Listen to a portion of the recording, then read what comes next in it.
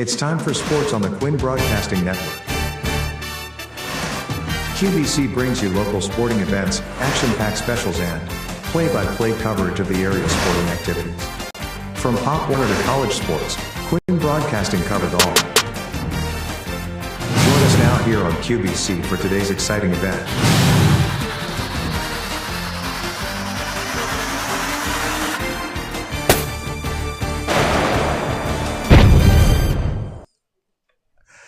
Well, good afternoon, everyone, and welcome to another sports extravaganza here on Quinn Broadcasting.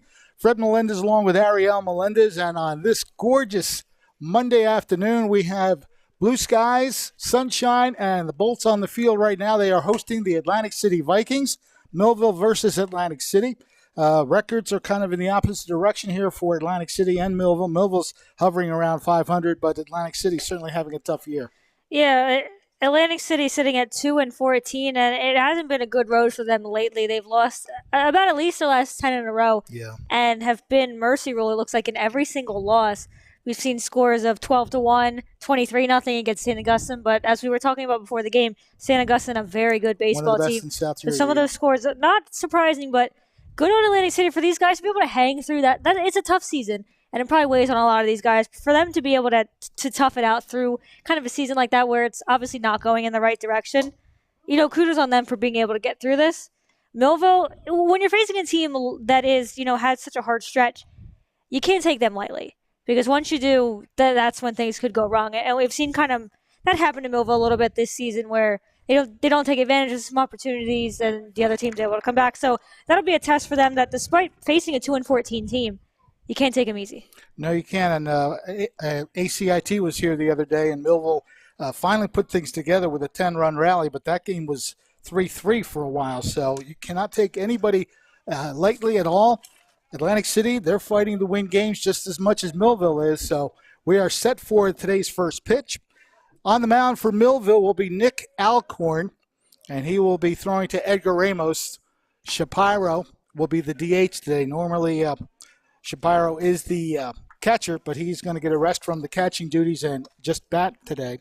So that'll be interesting to see how that works out for Millville. Little grounder right back to Alcorn, and he walks it over, tosses, and gets the first out of the game. So one quick out for Millville here. That'll bring up Jake Downing. Here is the starting lineup for Atlantic City, starting lineup. You just saw Drew Storr bat. He grounded out to the pitcher. Then we have Jake Downing at shortstop. Number 3 hitter is Matt Master, the center fielder. Number 24, Jackson Barry. He's the right fielder. 28 is Aldis Zapata. I'm sure it's Aldis because it's probably a Spanish name, but we'll say it Aldis for now. He is at second base batting 5th. The 6th batter will be Brendan Cahill. As again, Alcorn is called into service, and he makes the play one more time. So right back to the box again. Hey, getting Alcorn into the game very quickly. He's been able to, the Atlantic City Bears have been able to put contact on the ball, but right back at him. That was a nice athletic play there. Had to go just a little bit to his right, but had plenty of time to fire it to first. I'll bring up Matt Master batting 3rd in center field. The last 3 members of the lineup include Anthony Totoro. He's in left field. The first baseman, Nick Merlino, will bat 8th, and the pitcher, Zach Dinter, will be the number 9 hitter. So there's your lineup for Atlantic City. Alcorn doing a really nice job of painting that left corner. He's got a couple early strike calls right there.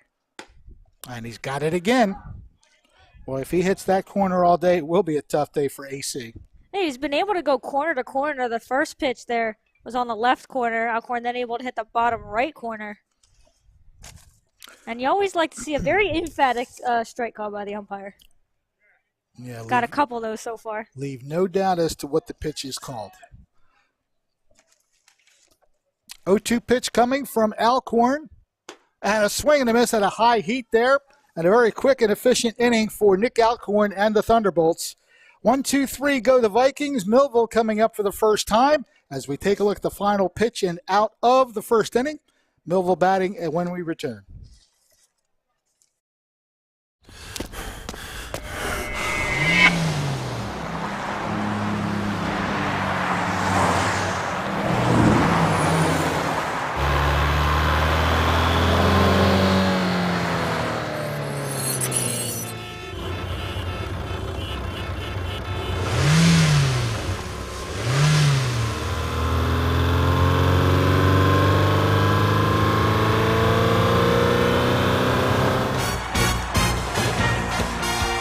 high school baseball. It's live on Quinn Broadcasting.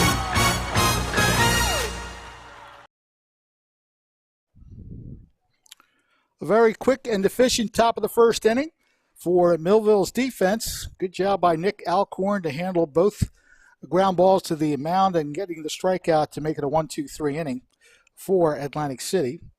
Yeah, it always kind of, I think, helps your fielders out when you as the pitcher are pretty much able to take care of everything yourself. He got the strikeout at the end of the inning and then made the first and second out himself, so a pretty easy job for his defense behind him. First pitch, didn't realize the batter wasn't up. It looked like he was ready. Not quite. Yeah, Not a little quite. anxious here. That's the starting pitcher, Matt Master, for Atlantic City. Defensively, for the Vikings, at first base is Nick Merlino. Aldis Zapata will be the second baseman. Jake Downing is at shortstop. Okay, and Brendan Cahill will be at the third base position. I put Matt Master in two spots. That's what I did. So the pitcher's sorry about that, folks. Matt Master is the center fielder. I wrote him down in two positions. Didn't realize that. Left field is Anthony Totoro. In right field, Jackson Barry. The catcher is Drew Storr. And as we mentioned, first pitch swinging, and it just over the glove, but foul by just inches, apparently. Yeah, Nick Merlino over there just not tall enough to reach that one. And if you're Draws, you're kind of nice breath of relief there. Mm-hmm. As you'll get another chance. So Sergio Draws leading off for the Thunderbolts here in the bottom of the first inning. Looks at one outside and high. 1 ball, 1 strike. If you're Millville, you want to get things started off right. Alcorn was able to go a 1-2-3 inning and didn't throw too many pitches. So if you're Millville, you want to try and help him out early on. 1-1 offering is slapped to right field. It's pretty high and drifting back over the center right fielder's head, and it's going to be an easy double for Sergio Draws leading off the inning. Yeah, some nice contact there by Draws. Looked like it just kept drifting on the right fielder there. And that was definitely wind aided. We're looking at the flag, and it's blowing towards right field, so that one kept carrying to right. And the right fielder couldn't get there to make the play. Here it is. It just kept going and going. And an easy double to start off the inning for Sergio Draws, as Jackson Barry could not get to it. And a good spot for Wayne Hill here. Got a runner in scoring position. He's been known to put a good pop on the ball. Looks at a ball to start the at-bat. Wayne Hill, the center fielder for Millville, has done a lot of good batting throughout the season that we have seen. There's a grounder in the hole. Scooped by the third baseman. High throw, though. And now going up to third easily will be Sergio Draws. It's a good play to get to the ball, but unfortunately the throw is really high. And the first baseman never had a chance. Nick Merlino had to stretch off the bag just to catch the ball. And a nice play there by Dross to kind of just hang in between second and third. Realized that the shortstop was not covering third base on the throw there, and he easily moved up to third. I mean, you like the idea that the third baseman, he knew he could get to the ball, so take charge of the play because he's going to be running towards the bag and has an easier throw to first. But unfortunately, he threw a little bit too high. So it's first and third, and David Rodriguez, the batter. A good opportunity for Rodriguez as well. We talk about Wayne Hill putting together a good season. David Rodriguez is well known to have some power in his bat. So he's got a good opportunity here. Runners on first and third with no outs so far.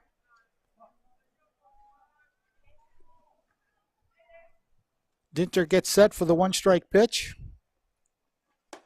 That one sails a bit high, 1-1.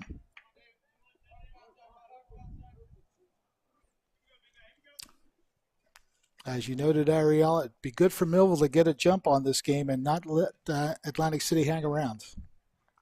Good opportunity to do that here.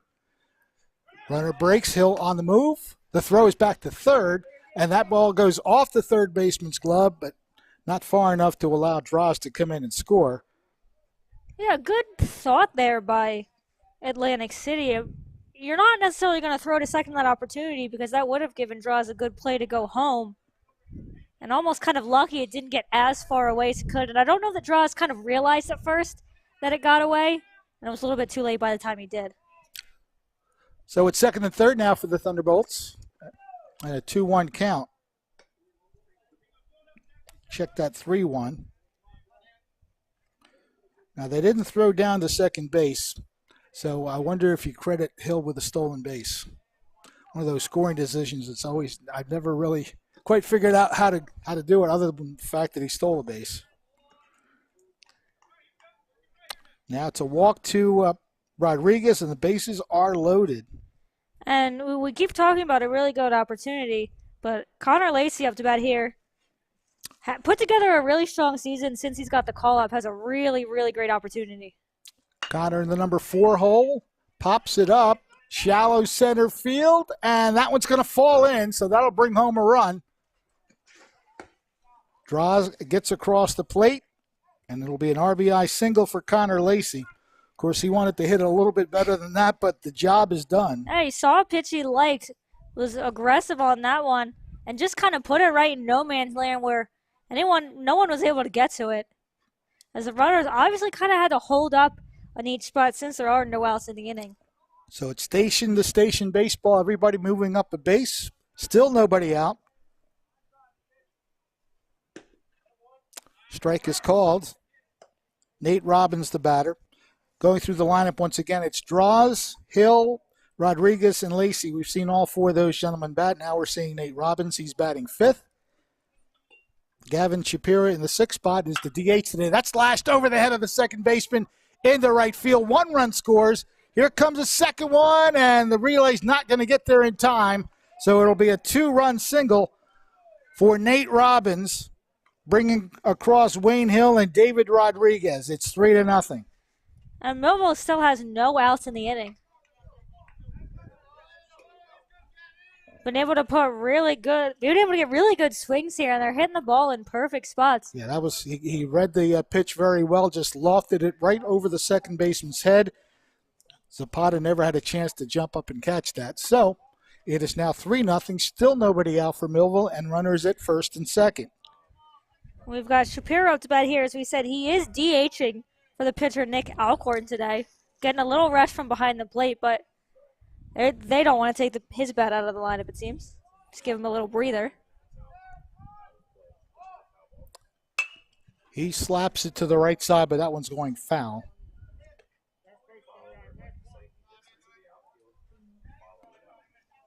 Three runs across. Connor Lacey now at second base. Nate Robbins at first. Still nobody out here in the bottom of the first inning. And that man right there, Gavin Shapiro.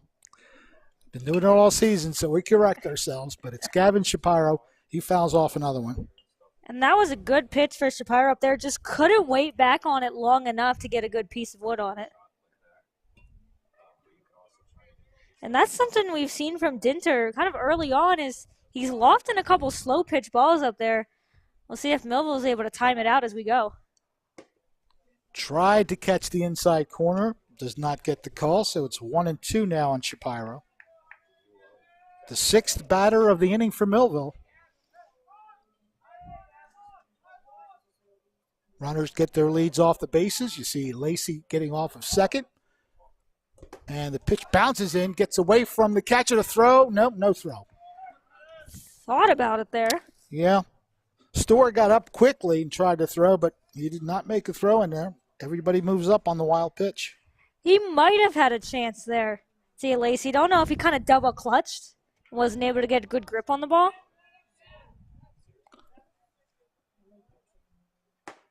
Inside corner, gets the strikeout.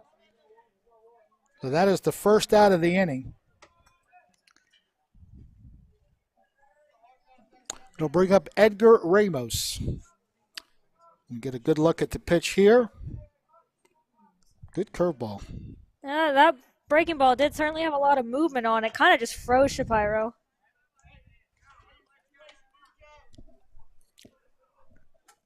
Atlantic City needed an out. They got one there, so it's only one out. Runners at second and third. Edgar Ramos trying to make some more things happen here for Millville. Fouls off the pitch, so it's 1-1. And it's another one of those slow pitches that Millville just hasn't been able to time up just yet. They're getting the bat to it, but got to find a way to wait back just a little bit longer. Pitch to Ramos. Bounces in. Good block. Drew Stork making a good play defensively there to keep it in front of him.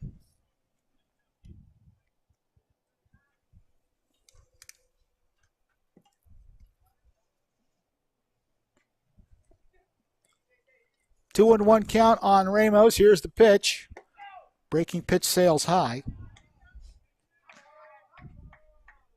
And just in case you weren't sure, according to the Millville bench, that was definitely too high. Just in case you weren't sure if that was a ball. Yes. Oh, that was a good pitch to hit. He just missed it. And again, Ariel, you mentioned how they're trying to time that breaking pitch. They're seeing it well, but they haven't hit it well yet. Yeah, Dinter's kind of laying up a lot of those breaking balls. They're not really breaking, and they're coming in pretty slow. Millville, again, as we mentioned, just unable to find it. Ramos picks up the walk, so that'll reload the bases. Second walk of the inning for Millville.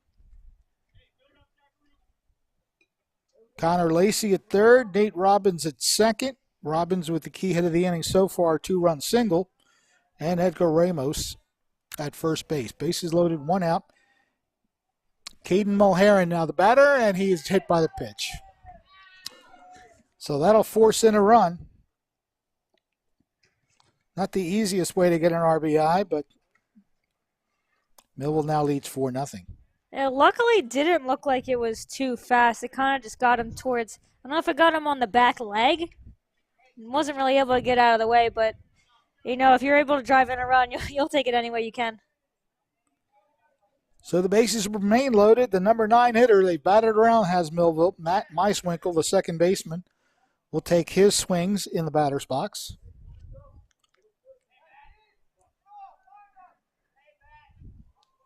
Millville runners really getting some big leads from first and second base. Yeah, well, no one seems to be holding on Ramos there at second. And unless you do have a pass ball or something, he can't really go anywhere anyway with a runner in front of him. But they don't seem to be holding. It looks like they're playing in on the corners, but back on second and short. Pitch sails high, 2-0 the count.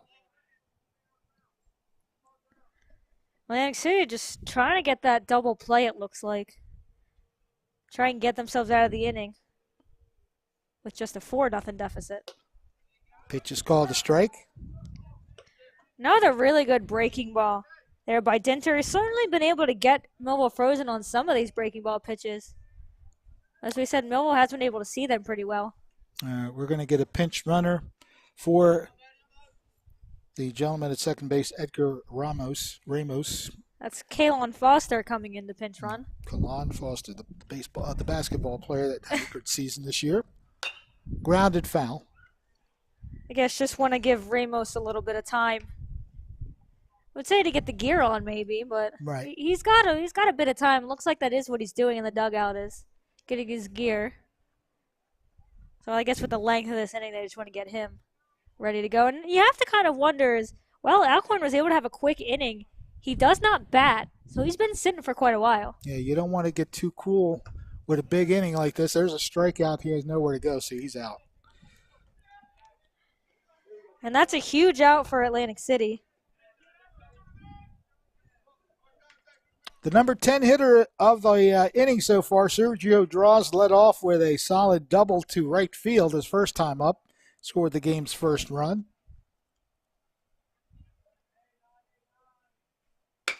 And that's going to find some space between the shortstop and third base. 2 runs are going to cross the plate. Ball is up the line a little bit and kept in front by Storr, but a good slap of the ball by Sergio Draws, a 2-run single, and it's now 6-0. And you certainly like it when your leadoff hitter is able to bat twice in the first inning and is 2 for 2 so far, as we'll take another look at this one. Just a good piece of hitting. He put it right in the hole. And he really went down to get that. That's not an easy ball to hit. It was low, but he put it in a perfect spot.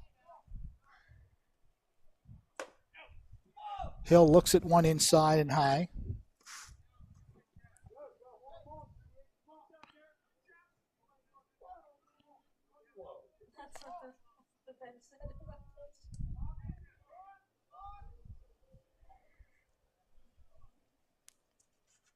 One-0 pitch coming from Dinter. That one bounces in there. It's going to get behind the catcher. So everybody, well, two people move up. Well, technically everybody moves up. Everybody moves up. Mulheren now over at third base, and Dross moves to second on that wild pitch.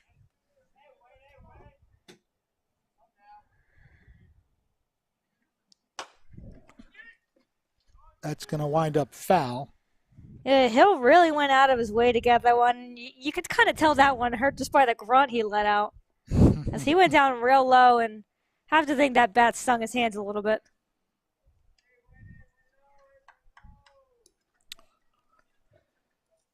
Been a tough inning for that man right there, Zach Dinter. He's allowed 6 runs, 2 runners in scoring position, 2 outs, pitches low and outside.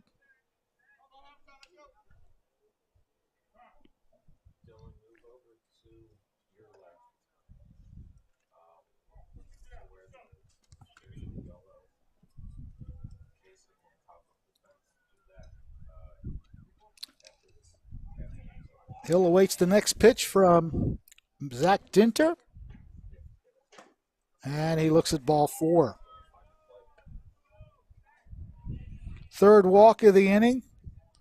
A hit batsman and a few other hits really leading up to a big inning. The roster on the defensive side for Atlantic City in left field, Anthony Totoro. Center fielders Matt Master and Jackson Barry is in right field. Third baseman is Brendan Cahill. The shortstop is Jake Downing. At second base is Aldis Zapata. Nick Merlino, the first baseman. Drew Storr, we've called his name a few times, trying to get some wild pitches. At the catcher spot, and there's the pitcher. Dinter, foul ball down the right field side. First base coach there trying to make a nice play on that. Trying to kick it back. Gotta tell you, I don't think I could be a first or third base coach with with the way some of these guys put the bat on the ball. And you gotta hop, skip, and jump very quickly, and guess correctly on which way to move. A nice breaking ball there by Dinter, but just didn't get it low enough to get the strike call. Rodriguez walked his first time up. You see Wayne Hill getting his lead off first base. Pitch is high. Oh, they call it a strike. It looked like a very similar pitch there. He was able to get the drop just enough to get the strike call there. Took a little bit to get the strike call, but got it nonetheless. Zach Dinter looking for that third strike. Doesn't get it on that pitch. So a full count, bases loaded. Everybody will be moving on this next pitch.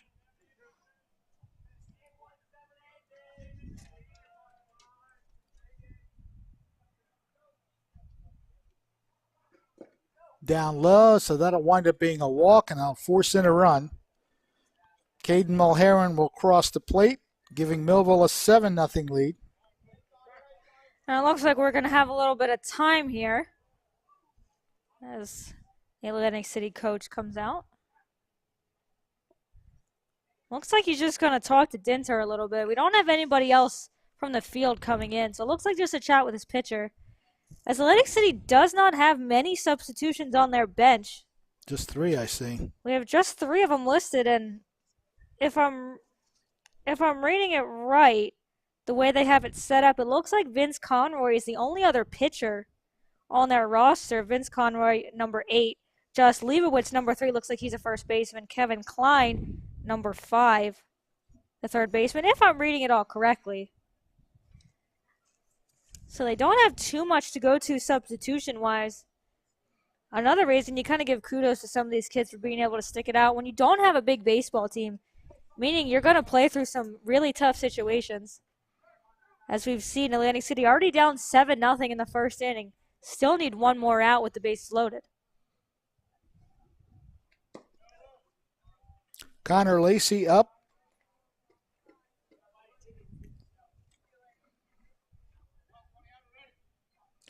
He got a single his first time up to knock in the game's first run.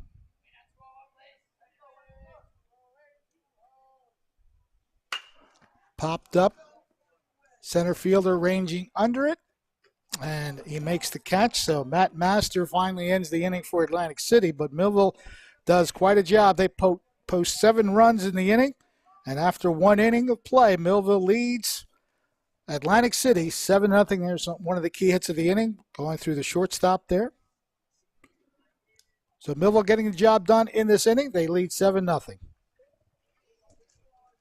At Mintz Insurance, we're proud to have been serving our customers for nearly 80 years, offering 30 different insurance products for your auto, home, and business. And to help ensure that you're getting the best rates possible, we give you up to 3 quotes for every policy, so you can choose what's right for you. At Mintz, we're part of the community, local representatives, supporting events, and proud of it. It's part of who we are. Mintz Insurance. Call today and find out how we can help you save on insurance, or visit us at mintzinsurance.com.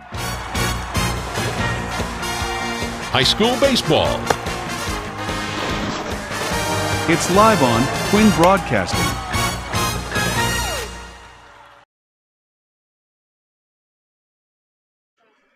Millville Thunderbolts doing what they really wanted to do to start off strong, and they started off with a 7-run rally in the first inning. So Atlantic City will have some catching up to do and see if they can put some offense together here. They went down in order on just a few pitches in that first inning, including 1 strikeout and 2 ground balls to the pitcher. Yeah, Atlantic City's looking to hit the ball not to Alcorn this time. He made a couple nice plays to start off the game. At this point, they really are just looking to put the bat on the ball and get something going. A long road ahead of them, but it is only the second inning, so there is plenty of time. That's in the hole, and that's nice play by Draws. He throws, but he's not going to get him. That was just well hit by the cleanup batter, Jackson Barry. Put it too deep in the hole for Draws to make play. We've seen Draws make those kind of plays against ACIT, but that one was a little too far in the hole.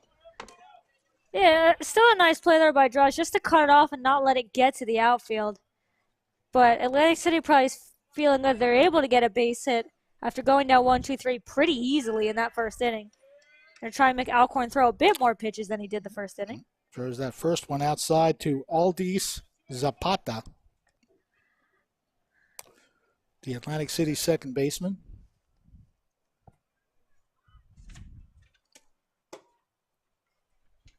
Called the ball. 2-0 the count. And that's what we were wondering with Alcorn, was he was sitting for quite a while, and with Shapiro batting for him, didn't really have anything to get up for, but he is able to find the strike zone again. We kind of wondered if that was going to be too long of a rest for him.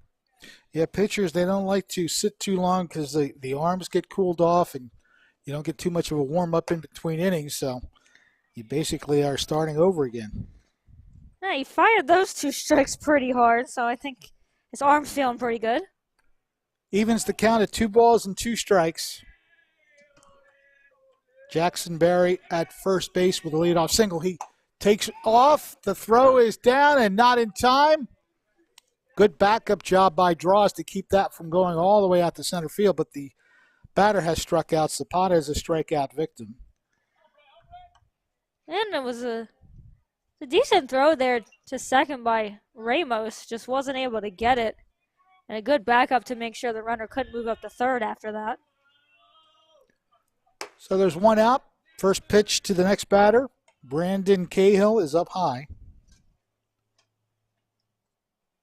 Brendan Cahill is the third baseman for Atlantic City. Fouls it straight back. It looked like he saw that pitch pretty well, just wasn't able to get a full swing on it.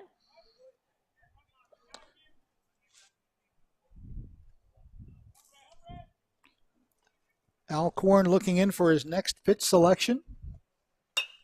That one's fouled off to the right side.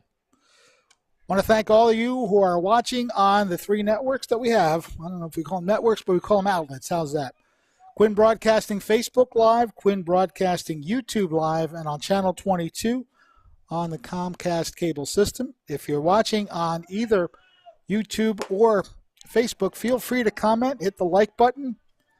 And if you're, of course, watching from out of state, we'd like to know that so we can let people know that you're watching from a different state other than New Jersey. Swing and a miss. That's 2 outs in the inning and 3 strikeouts now in the game for Nick Alcorn. Yeah, Alcorn's had really good command so far. Has for the most part been able to get ahead of hitters. That one obviously had to fight back from a 2-0 count. But has been able to find the strike zone very consistently early on. And he's been hitting that outside corner pretty well, just like he did there. Having come back from that 2-0 count to make it 2-2, he got Cahill to chase. A pitch that looked like it actually was outside, but there's a good strike right there. So 2 quick strikes. There's 2 outs in the inning. Runner at second base. Anthony Totoro, the batter for the Vikings. Runner breaks from second base, but the pitch is fouled back. I have to wonder if that was a hit and run called there for Atlantic City, but Totoro kind of chased that one pretty high and was a little bit frustrated with himself. So I have to wonder if he wasn't necessarily supposed to swing at that one. Well, he's in the hold right now, 0-2.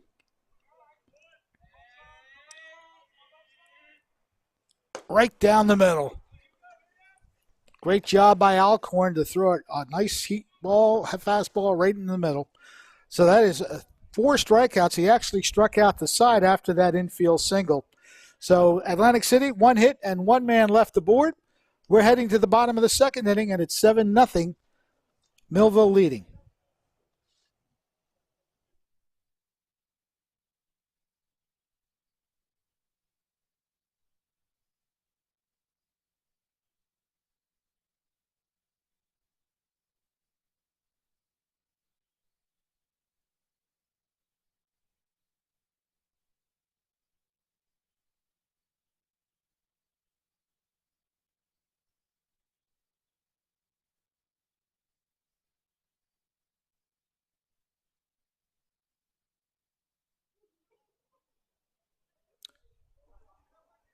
Bottom of the second coming up, Millville with a very good first inning. They sent 13 batters to the plate and scored 7 runs, so they're looking to do something similar here in the bottom of the second. And Alcorn, I don't want to say got himself into a little bit of trouble, but Atlantic City was able to get a base hit off of him. That was Jackson Berry was finally able to break through, but Alcorn said, no problem, I'm just going to strike out the side after that, and pretty emphatically, I'd say, struck out the side. So he's feeling good on the mound so far, and his offense has been able to help him out as well. He mentioned 7 runs in the first inning, so we'll see what they've got for an encore performance here in the second. He's been highlighting that fastball and hitting the outside corner consistently. That helps a lot. And that last strike was right down Broadway and froze the batter. So Millville sending up the 5, 6, and 7 hitters. Nate Robbins, he had a 2-run single and scored a run in that 7-run rally. Looks at one up high for ball 1.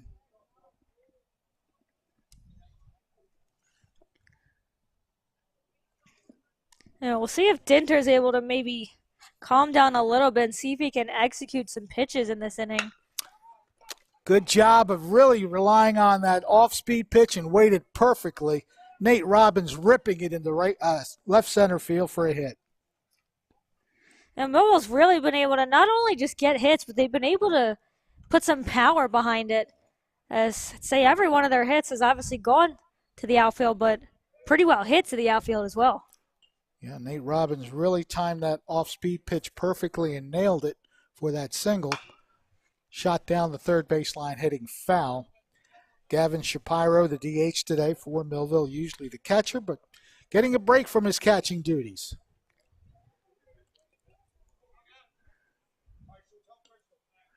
0 for 1 so far in the day, Shapiro.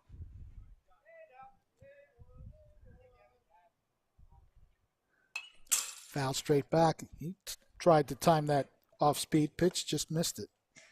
Yeah, Millville really has been trying to find a way to get on that breaking ball, as Dinter is laying it up pretty smooth for them.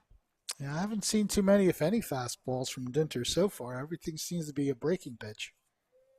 Yeah, it looks like we're seeing slow and slower from Dinter. And as he said, sometimes that can be hard for a team, especially when you see a pitch you like and you really want to put the bat on it, but you're just not able to time it. Seems like what we're seeing, but Millville has also been able to time some of these pitches pretty well.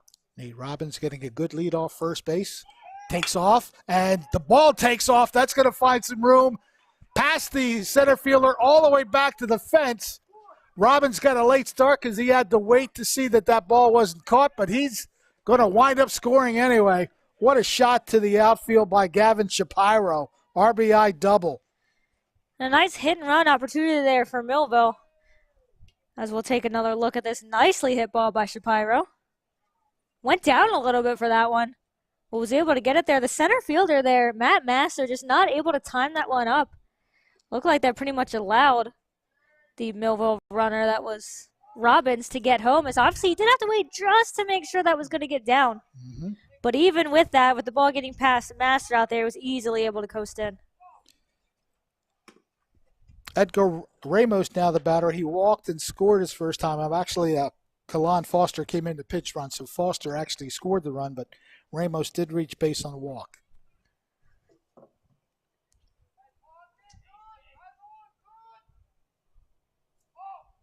Dinter looking back at the runner, sends the pitch outside.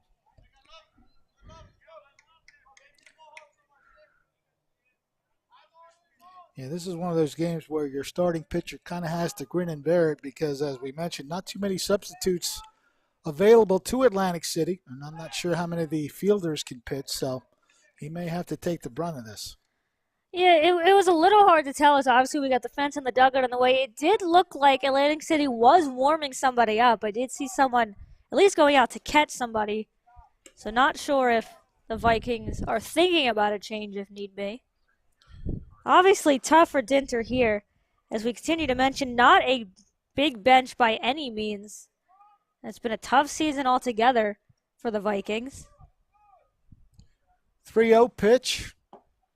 Gets that one to hit the plate. 3-1 the count.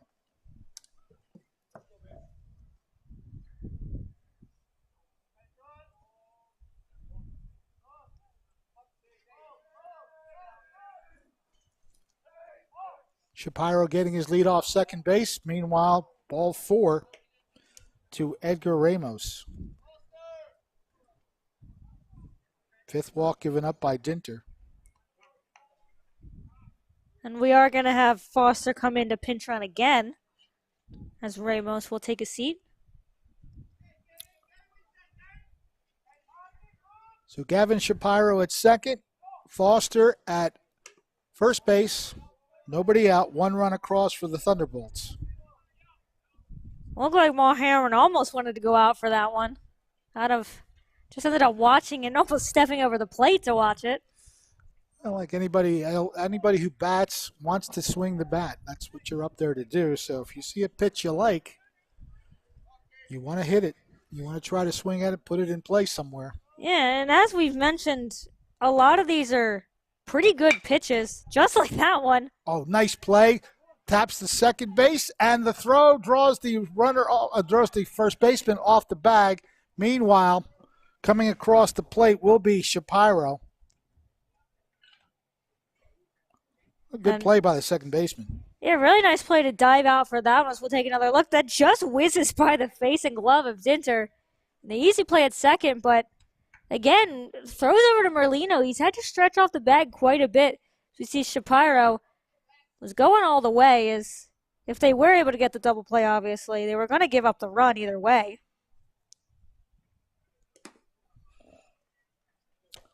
That'll bring up Caden Mulherron. Check that. It'll be Matt Meiswinkle. Mulherron just batted.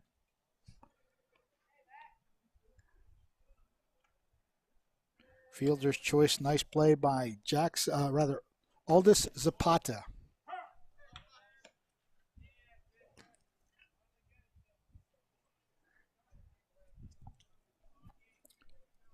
Runner at first base is Mulherrin. 1 out in the inning for Millville. Chop past the mound. Flip to second for 1. The relay is dropped.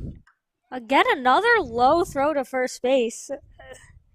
Looked like, though, that Merlino did originally have it in the glove, just was unable to put the squeeze on it. But some tough throws over to first we've seen both in the first and second inning. Got it past the pitcher's mound. Good scoop and throw.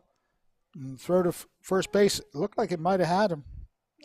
But it was not an easy throw to catch.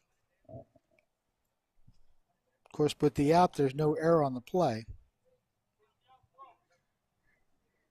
Top of the order up, Sergio Draws. Got the bat twice in that first inning. Had a double and a single, 2 runs knocked in and 1 scored. Lofted to left field. Totoro getting under it, making the catch to win the inning. But Millville does pick up a pair of runs on 2 hits, and they leave 1 man on. So after the 2 innings of play, Millville leads Atlantic City 9-0. At Complete Care, we are patients serving patients. I choose to bring myself and my children to Complete Care because we are a one-stop shop. We use dental, we use medical. I feel as though the quality of care here is great. I love working here. I feel great to work at a place that serves the community. There's a lot of people in need. To me, patients serving patients means we've been in your shoes. We know what great care means to us, and we want to provide that for you. High school baseball. It's live on Twin Broadcasting.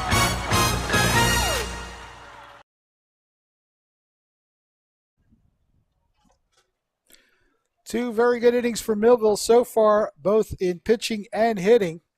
Nick Alcorn has struck out 4, allowed just 1 hit for Atlantic City. Meanwhile, Millville has scored 9 runs in the first 2 innings. It's been a really good outing for both Alcorn and the team behind him. Really been able to figure out Dinter, I should say, early on. Obviously getting a lot of runs there in the first inning and able to scratch across a couple in the second inning thanks to a couple of, I don't know if I want to say misplays, but a couple missed opportunities on some double plays there. Shapiro was able to get home on one of those opportunities. Just a couple tough throws in the field. The first baseman there, Merlino, doing the best he can to try and stretch out. He's definitely got the athleticism there to stretch out at first base, as you kind of have to have as a first baseman. But a couple tough plays over there for him. And Millville, as we said, just putting some good wood on the bat and hitting a lot of these pretty hard. Maybe making Atlantic City have to go a little bit quicker in the field than they would like. But Millville having a good outing so far, as we said, both offensively and defensively. And a lot of that defensively is thanks to Alcorn on the mound. Yeah, he's kept the ball out of the play, if you will, with 4 strikeouts. And he's handled the 2 plays that did not include that infield hit. The first 2 batters grounding right back to Alcorn for the first 2 outs of the game and 4 strikeouts since then. So it's 8-9-1 coming up for Atlantic City. Nick Merlino will lead off, the first baseman for the Vikings. Again, a good job of painting the outside corner by Nick Alcorn today. Yeah, that's really been his bread and butter pitches. Being able to get both corners, he's been pretty strong at that right corner. He's especially hit hard today. Oh, zips the fastball in there, and it's an 0-2 count. Yeah, Merlino just looked like he wasn't ready for that pitch.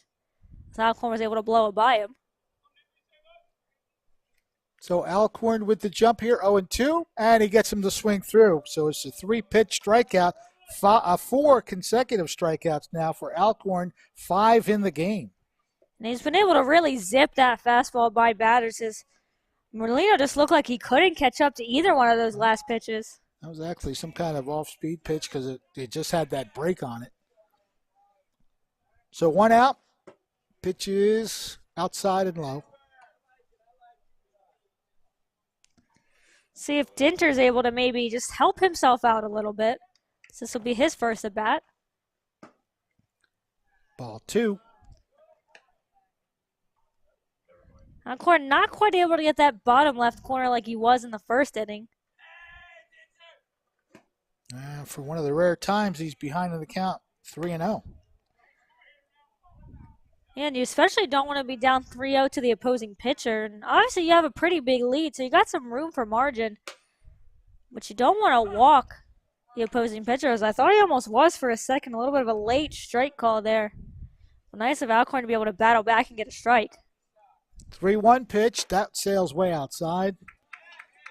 So that'll be the first walk issued by Nick Alcorn. A one-out base runner for the Vikings in the top of the order coming up. Just the second base runner that the Vikings have had in the first 3 innings. Obviously, he had the base hit in the second, but he was left stranded. See if the Vikings are able to maybe change their luck with Dinter on first. Drew Storr sends it to the right side, but out of play.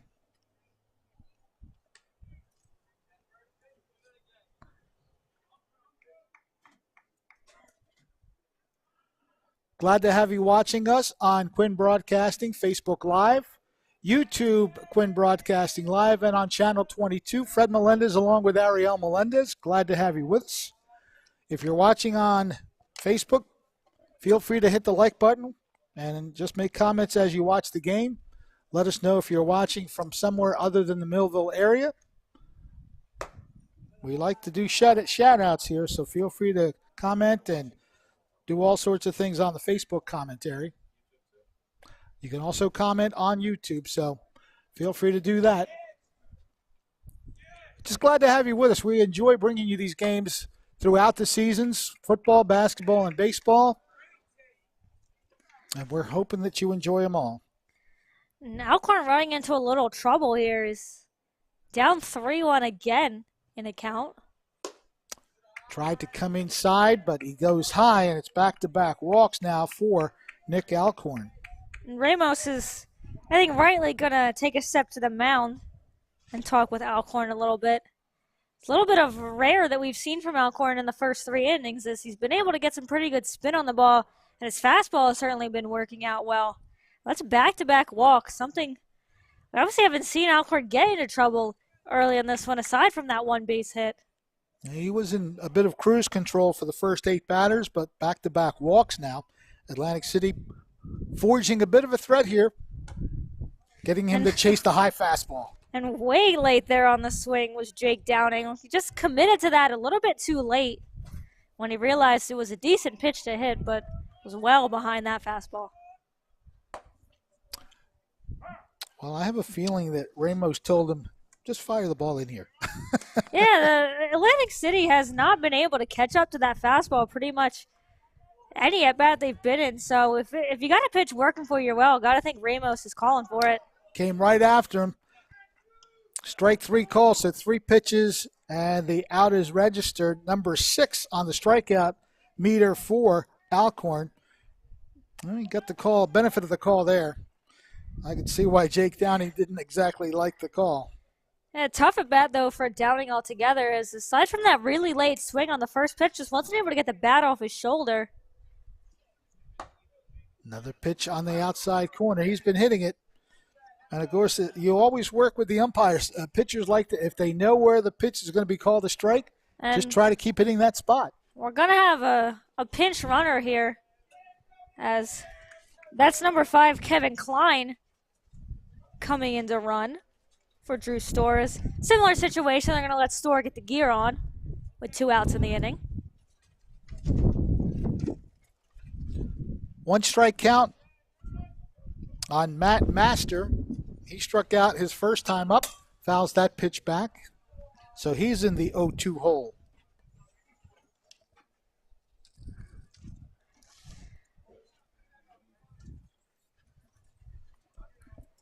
Master looking to keep the inning alive. If he does, Jackson Barry will be the next batter. Barry has the only hit of the game so far for Atlantic City, an infield single. Alcorn trying to hit that right outside corner again. A good take there by Master to not chase it, keep himself alive. Hard pitch to lay off with 2 strikes on you, too. Runner at second base. The pinch run, not the pinch runner. That is Zach Dinter. Meanwhile, strike 3 is called, and that'll do it for the inning. 7 strikeouts now for Nick Alcorn in 3 innings. That was a nasty pitch as we'll take another look at it. Just drops right in there. When you fire the fastball the way he's been firing it, then you pull the hook like that, obviously the batter's going to be a little bit torn up in whether or not to swing. But again, back-to-back innings with 3 strikeouts for Nick Alcorn.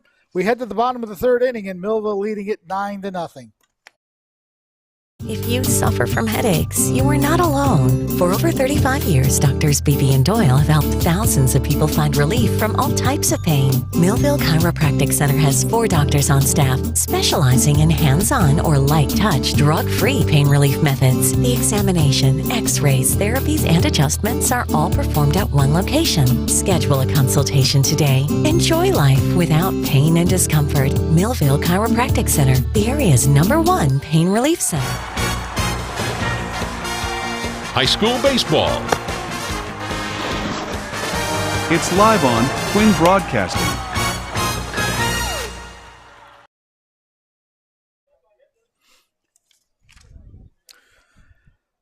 Back for the bottom of the 3rd inning, Atlantic City trailing Millville 9-0.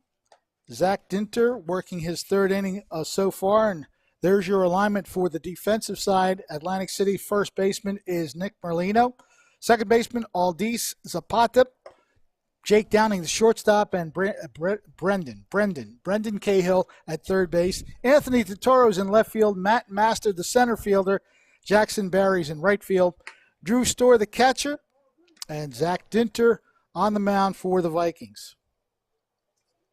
Millville 1 run away from getting within that mercy rule number. But we do have to play into the top of the 5th inning for it to be official. And Dinter's still out on the mound there. Obviously, as we said, most likely gonna see him at least for another inning or 2, depending on what Millville does in this inning. They said not many substitutions, if at all any. So we did see Kevin Klein come in to pinch run, one of their 3 substitutions. Wayne Hill looks at one outside.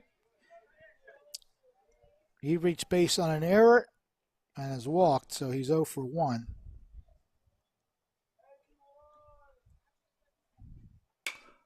Popped up, but fortunately for Hill, it's out of play.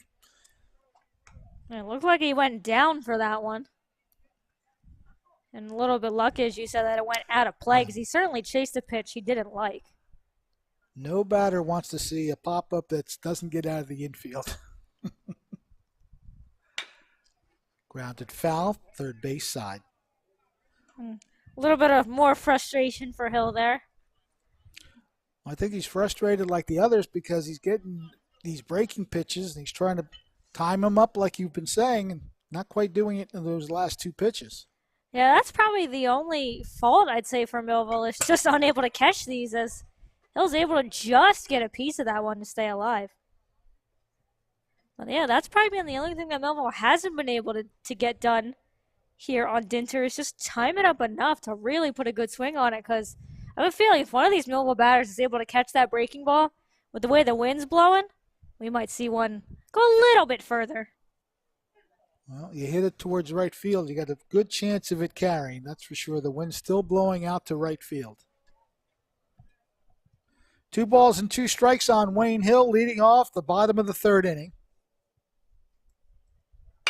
There's a shot to center, but right at the center fielder. Good job by Matt Master to line that one up. And Hill, from one of the first batters to finally really get the bat on that slow pitch, but a good play there by Master. Almost overcommitted a little bit. Had to kind of jump just a tad for that one. Nice piece of batting there by Hill, but some better fielding there by Master. One of the toughest things for an outfielder to do is when it's hit right at you like that, whether or not you're playing in a good spot, you have to come in or go back. Gotta have to judge it, and Matt Master did a nice job on getting the first out of the inning. Yeah, as they say as an outfielder, your first step should always be back. It's easier to come in quicker than it is to go out. That pitch is behind way Rodriguez. behind. Way behind Rodriguez there. Didn't even have to move out of the way simply because it was so behind him. So little laugh. He's still got a little smile on his face. 2 walks for Rodriguez today. One of those forced in a run in the second inning. And that one winds up hitting him. He calmly just takes it and walks up the first baseline. Yeah, tough couple pitches there from Dinter as he was just getting further and further off the plate. As you said, Rodriguez I'll just take it.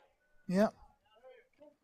Connor Lacey in the cleanup spot for Millville today has an RBI single and a fly out to center, 1 for 2. He's also scored a run. I think he kind of has switched, I believe, both sides of the plate so far. I think we've seen him on both the left and right. Oh, what a nice play. That was hit hard, but that was a great defensive play by Merlino, who's had a tough day, and even that play was not the easiest one to make. That was shot down to him. Yeah, Lacey got a really good swing on that one. We'll take a look at that. Puts a really good swing, gets right on it, but a really nice play by Merlino, who obviously has had a couple tough stretches being able to hold on to the ball, but he held on to that one pretty hard in the chest. He's probably going to feel that one in a little bit.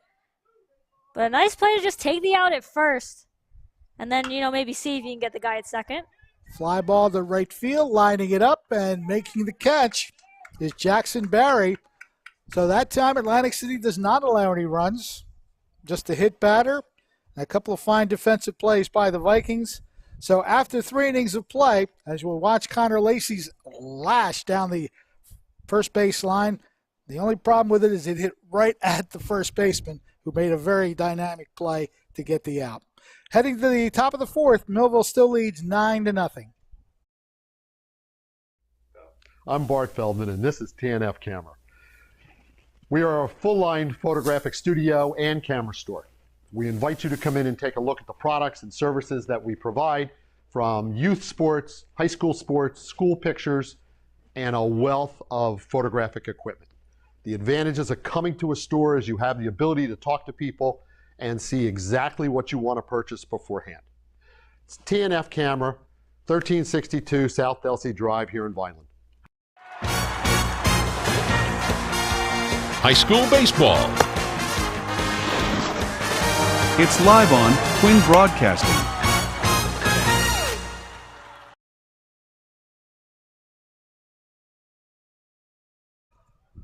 Welcome back to Mike Trout Field in Millville, New Jersey. Millville leading Atlantic City 9-0. Those of you watching on Facebook and YouTube Live, we'd like to get some commentary from you. I know some of you are watching. Feel free to make a few comments here and there. Hit the like button. Let us know where you're watching from. Anything you want to say about the game, feel free to do so.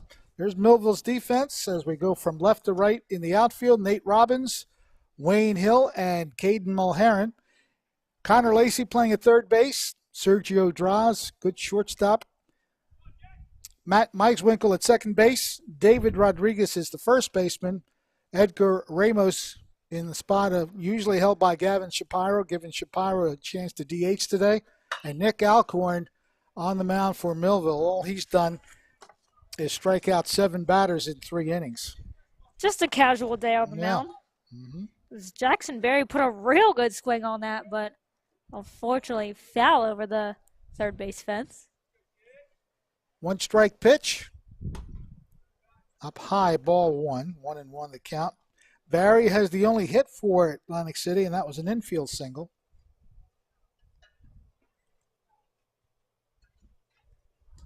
Pitch bounces in, one of the rare wild pitches, although it won't count as a wild pitch since nobody can move up, nobody's on base. Yeah, the Vikings did a nice job in the bottom of the third, not allowing a run, playing some pretty good defense as well. So they'll try to get something going in the top of the 4th, see if they can scratch across a run or two. Very tough task for an Atlantic City team that has struggled mightily this season. Walk, leadoff walk by Jackson Berry. He's now been on twice.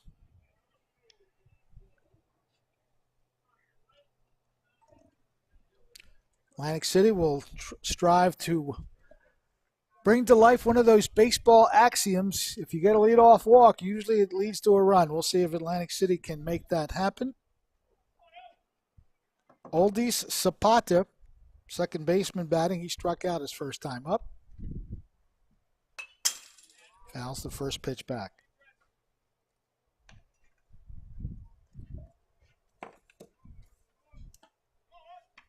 Millville leading 9-0, scoring 7 times in that first inning.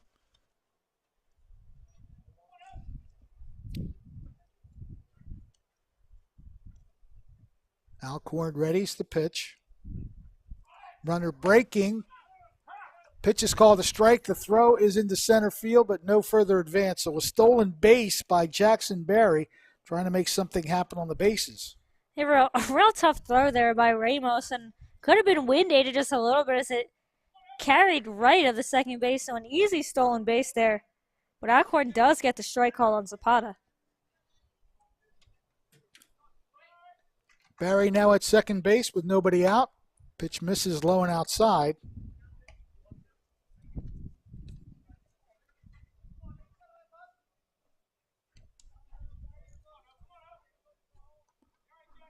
Barry takes his lead off second base. Alcorn readies the pitch, comes to the plate, missing.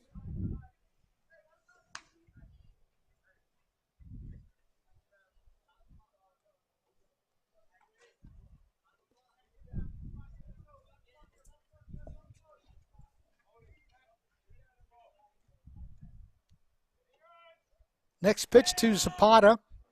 Swings at a high pitch and misses it. Was well behind that one.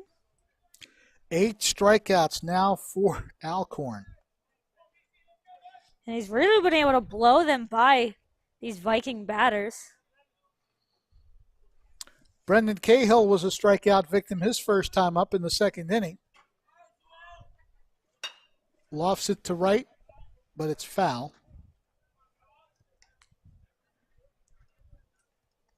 Yeah, tough spot there for Cahill. Looks like he got the bat. It looked like he might have got the top of the bat.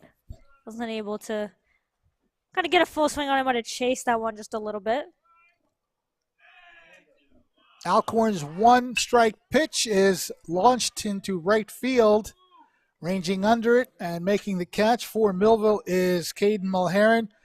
The runner was breaking towards third on the play, but he has to come back, and now he's back at second base. So a little hit and run by Jackson Barry and Brendan Cahill, but the out is recorded in right field.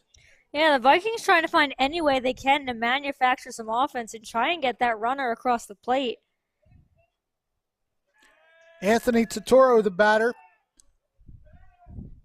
As Alcorn wanted to go to second, but didn't really have anyone to throw to, so he rightfully keeps the ball in his hand. Yep. Barry creating some havoc.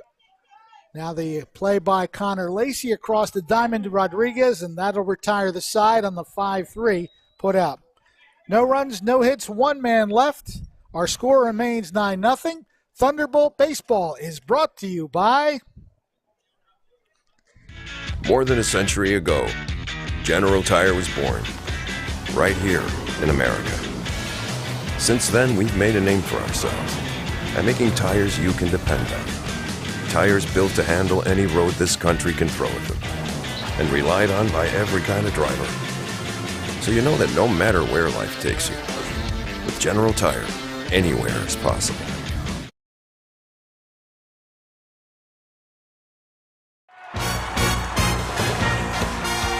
High school baseball.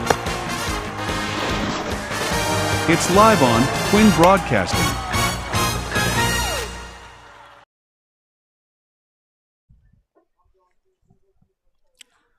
Quinn Broadcasting Facebook Live, Quinn Broadcasting YouTube and Channel 22. If you're watching either on Facebook Live or YouTube Live, feel free to hit the like button. And we'd like to see some conversation from you, how you're enjoying the game, things that you're noticing these players do. Maybe make a prediction as to whether or not we'll go mercy rule at some point. If Millville can score a run, they'll put the mercy rule in effect for the top of the 5th inning.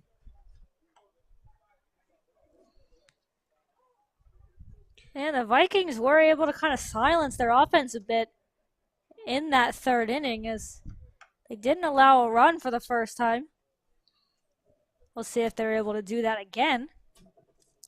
It'll be the 6, 7, 8 batters in the lineup for Millville. Gavin Shapiro. He's 1 for 2 with an RBI double and scored a run. Right at the shortstop, running up the first base line, and he is out.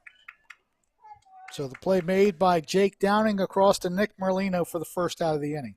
This may be a closer play than Downing may have wanted. He kind of double clutched a little bit. Yeah, he didn't exactly. And he waited back on it. So it's a close play there by Shapiro. Thought he was safe. I mean, of course, if you're the runner, you're going to say you were safe. But Downing made that a much closer play than it probably should have been. I think so. He double clutched, as you said, didn't exactly get it over there quickly. But the out is recorded. 1 down, and Edgar Ramos the batter. He has walked twice. Kalon Foster has pinch run for him both times, and Foster has scored the 1 run that is in the number 7 hole.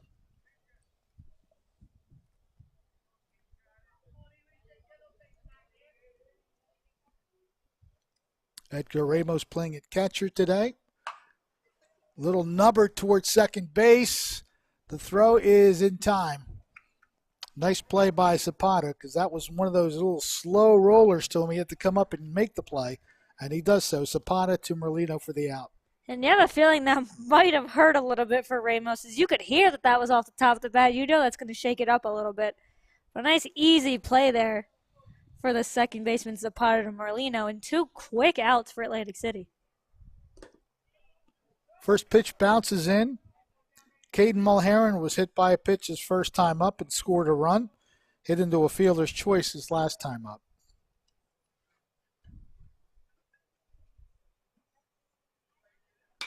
Popped up. First base side. Merlino moving into foul territory, makes the catch. Atlantic City's defense settling in as they've got back-to-back scoreless innings. The first 1, 2, 3 inning That's it. that they've got. So the foul out to first base ends the inning.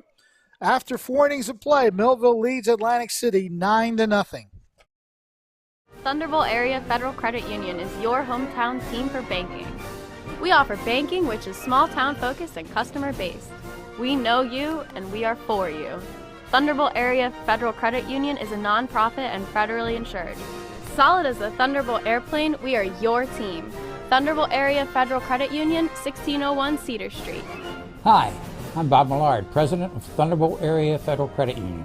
Come see us and experience banking as it used to be. High school baseball. It's live on Twin Broadcasting.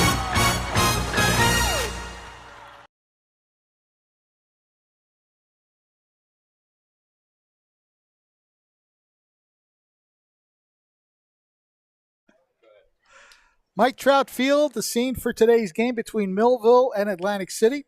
The Thunderbolts leading the Vikings 9-0. And I got to give a shout out to my boy Ryan Narowski. He is fun to work with. He's doing Edith over here throughout the afternoon. If you know anything about All in the Family, you know what I mean by Edith.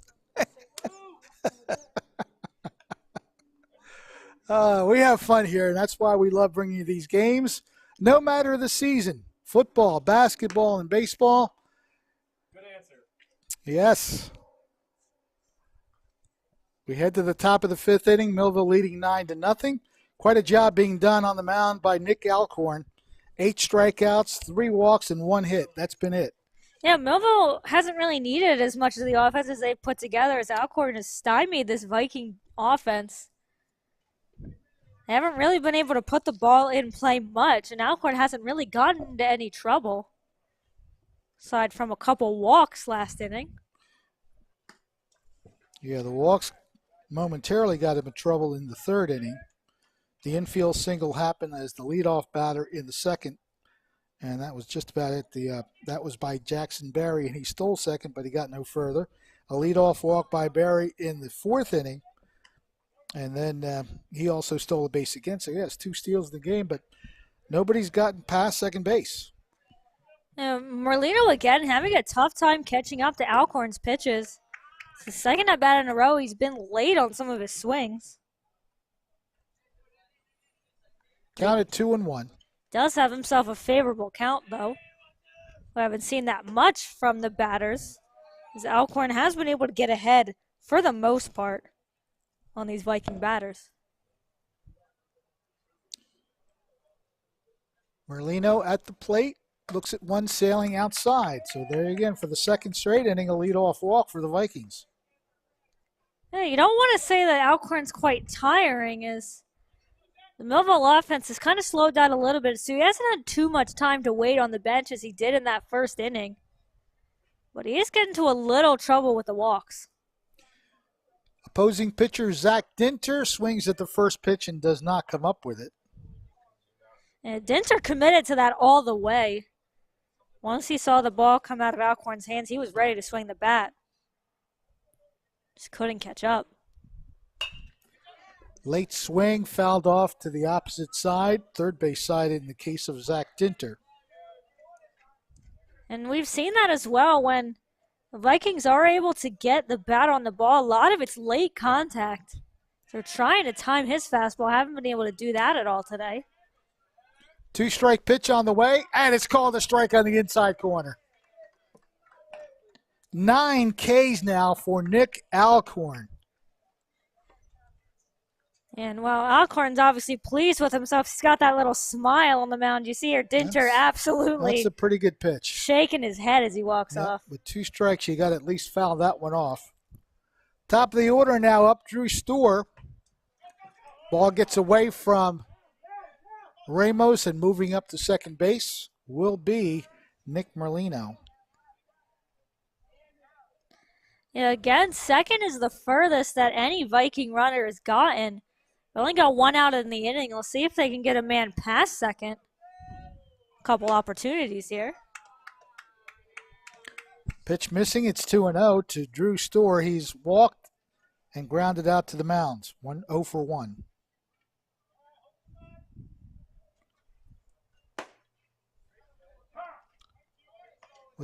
What you like about the way Alcorn's pitching, he has got behind a couple batters lately, but he always finds the fastball on the outside corner just like he did there. Yeah, that's certainly been his go-to pitch when he gets into any trouble, as he just has Storr swinging out of his cleats up to bat. It is, as you mentioned, when he gets behind in a couple counts, he knows he's got a pitch he can go to, and he knows he's hit that corner all game long, and he's not afraid to throw it. That pitch was up high, but with a 2-2 count, Drew Storr went after it and fouls it off. Great day for baseball here at Millville High School. Temperatures are comfortable. Blue skies, sunshine. A little bit of a wind that's still blowing towards right field, but that's really the only detriment weather-wise. 2-2 pitch from Alcorn. Up the middle. That's going to find a hole. Nope. Draws, makes the play. Oh, I'll tell you what. Shortstop this year from Millville has been no problem. Sergio Draws with another stellar play. That one was up the middle, hard to get to, but Sergio Draws, he never gives up on a play, and look what he does here. Yeah, nice reach there, and he's able to get up quick and fire the throw at first and he actually looks like he might have had him by a step, even after having to make the sliding play. And also with that, he does keep the runner at third. So if Alcorn is able to get out of it, a huge play there by Draws will be a big reason for it. Next pitch on the way, lofted towards right field. That's going to fall in, and that will bring across a run. As coming home to score is Nick Merlino, who had moved up to third base on that great play by Draws and now comes in easily on the single by Jake Downing. And a little bit of, and you can see that even with the Vikings down 9-1 now, the bench is still pretty upbeat. They're joking with Merlino, making sure he touches the plate. I don't know if he didn't when he came by, but just making sure. Get the foot on the plate there. So still able to kind of have a little fun despite the tough circumstances that they do face in trying to come back. Matt Master, 0-1. First pitch was called a strike on the outside corner. 2 outs in the inning, 1 run across for Atlantic City. Runner at first base is Jake Downing with the RBI single that has Atlantic City on the board.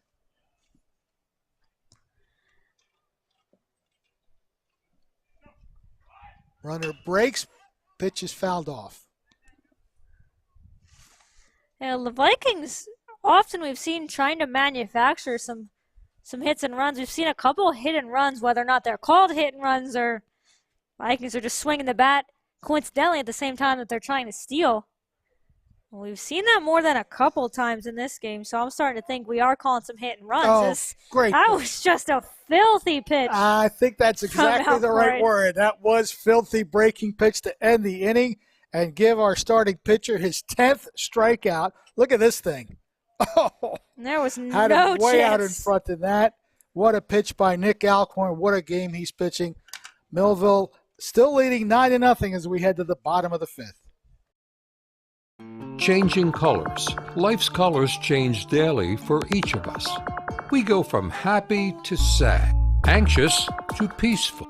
There's events we endure and ones we enjoy. The colors of life are always changing, but there's one that's the same yesterday, today, and forever. Come, let us introduce you to him, New Life Church, the church of many colors. It's time for sports on the Quinn Broadcasting Network. QVC brings you local sporting events, action-packed specials, and play-by-play coverage of the area's sporting activities. From Pop Warner to college sports, Quinn Broadcasting covers it all. Join us now here on QVC for today's exciting event.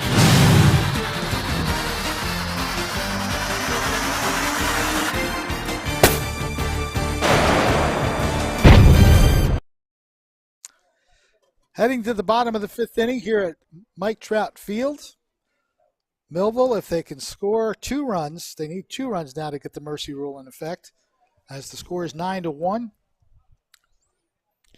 And the Vikings have done a good job keeping Millville off the board the last 2 innings, so they're trying to prolong this one as best as they can. As Dinter has kind of calmed down on the mound out there. He's obviously had a couple back-to-back innings where he hasn't really given up much. So we had our first 1-2-3 inning in the bottom of the 4th. So he'll try to keep the Millville bats quiet once again. Millville will send up the hitters 9, 1, and 2 this time around to start the inning. Matt Meiswinkle, the second baseman, 0 for 2 with a strikeout and a fielder's choice play. Good job of waiting on the pitch, but he fouls it off.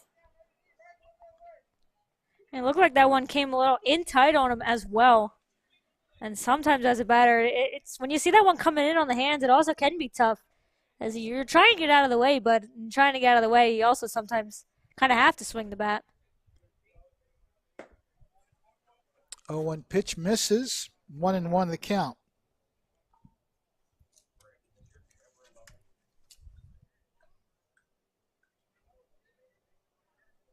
Matt Meiswinkle leading off the bottom of the 5th for the Thunderbolts. Lets that one bounce in. 2 balls and 1 strike.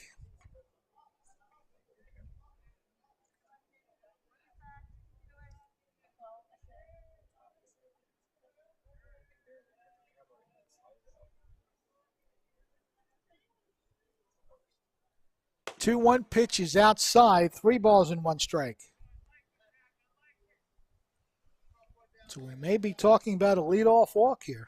And we know, again, leadoff walks many times lead to rallies. So we'll see if Millville can do that. Grounded to short. Bobbled, and that'll make it a tough play, and he's not going to get the play. Jake Downing bobbled it just enough. So you got to score that one an error. That was a little bit different than the play we saw the last inning where he did kind of charge in on this one, and the bounce just ate him up. Nice effort trying to still get the throw over, and it was a close play, but thanks to that bobble, as you see, just able to get on the bag. Grounded towards short. They get the out at second. They do not get the out at second. He dropped the ball. They had it, but unfortunately the ball drops. So everybody's safe. And you always kind of see it in this instance where You have a misplay. The ball always seems to find you again. As Jake Downing, not sure. It looked like the throw to the bag was good. Yeah, it just was. Unable to catch it there was Zapata. Yeah, that was not a bad throw whatsoever. It was there. Zapata just not sure if he's already thinking about the throw to first and just took his eyes off the ball. So Millville's first two batters are aboard, both on errors. Pitch missing. Wayne Hill, the batter. He's 0 for 2 on the day with a run scored. No, that's actually Kalon Foster up to bat. Okay. All right, number 25 instead yeah. of 21. You're So right.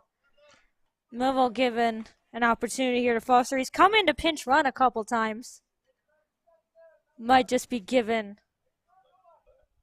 be just giving Hill an at bat off with a 9-1 lead. Foster looks at a strike.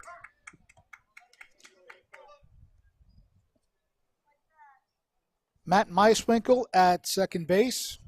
Sergio Draws at first, both reaching base on fielding errors by the Vikings. Swings through it.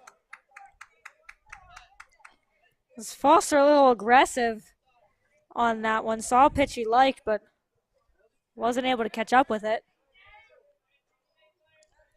1-2 the count. Runner leading off of first base. Tried to time that one, but he fouls it off. A good battle there by Foster to be able to foul that pitch off.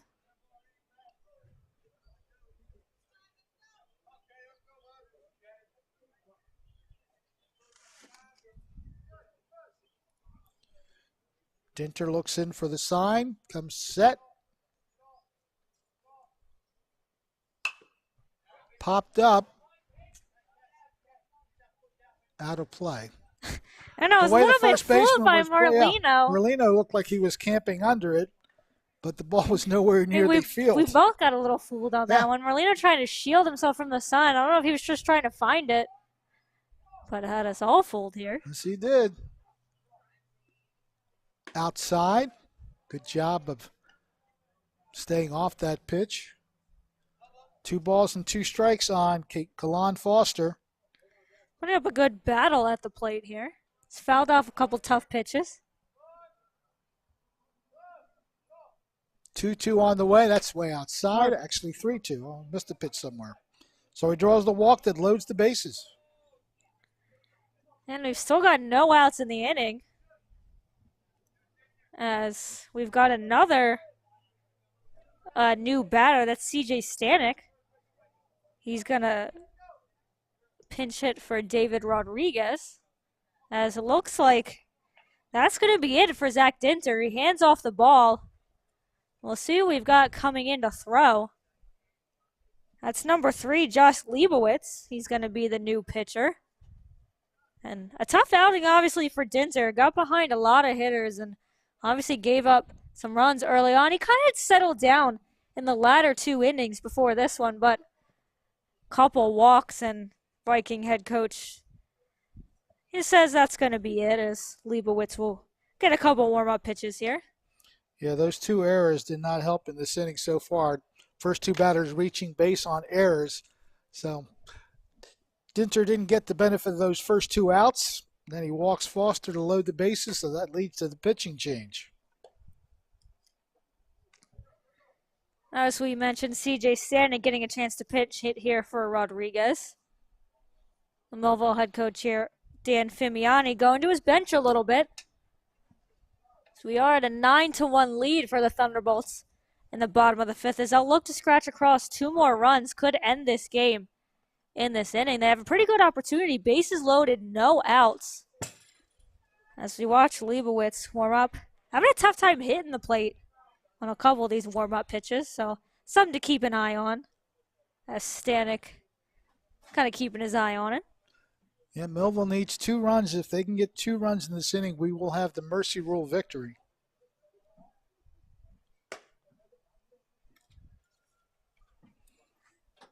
Matt Meiswinkle, the runner at third base. At second, Sergio draws. Gallant Foster's at first base after the walk, so the base is loaded. Nobody out for Millville. Once again, thank you for watching on the three areas that we have: Quinn Baseball, Millville Thunderbolt Baseball, Quinn Broadcasting Facebook Live, Quinn Broadcasting YouTube Live, and on Channel 22 on the Comcast cable network here in the Millville, Cumberland County area.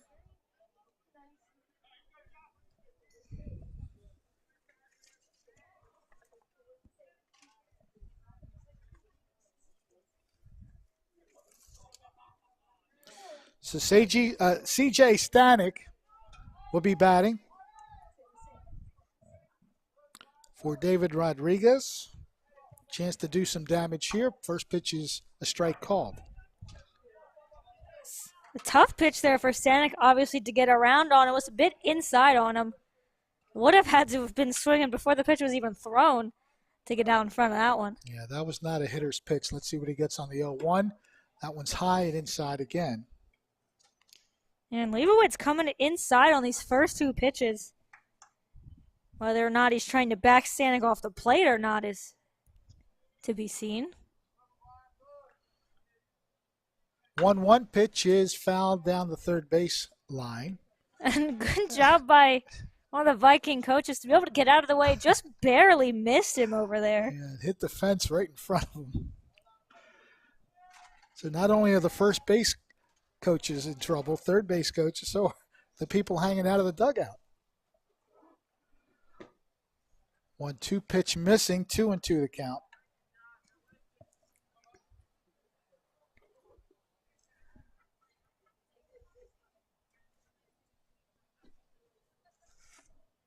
Two-two offering coming to C.J. Stanek. Waits on it perfectly, lifts it to left field, but too far wide of the foul line. It's a foul ball is what I'm trying to say. Did a good job of waiting on that pitch. So good that he pulled it foul.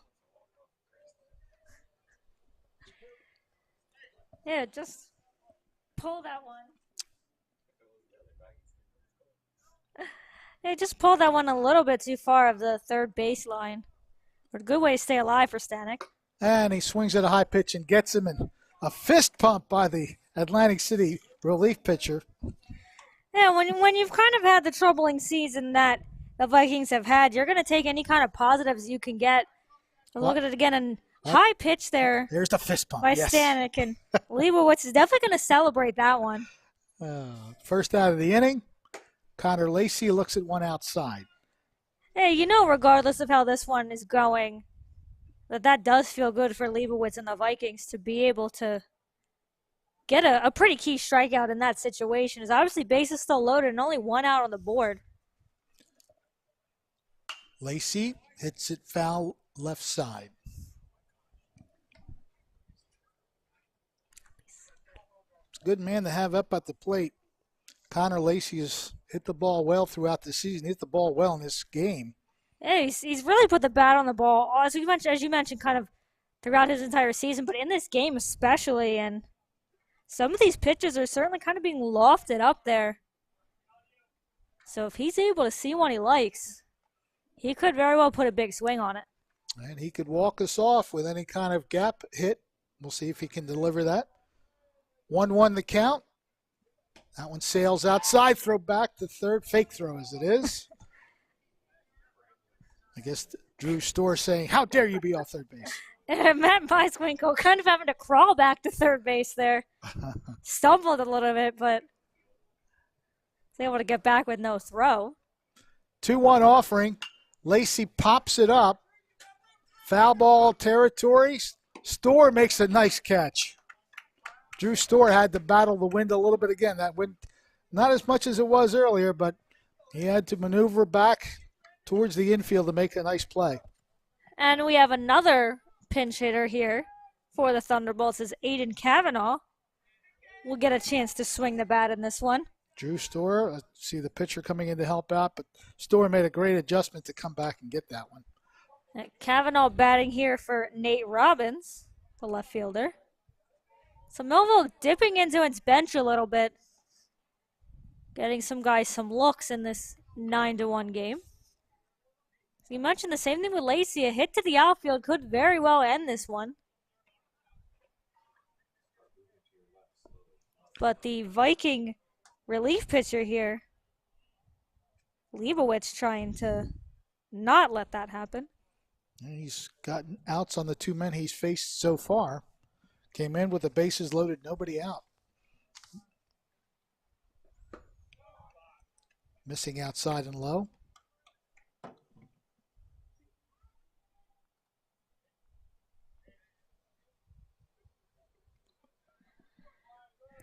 One and one the count on the pinch hitter, Kavanaugh.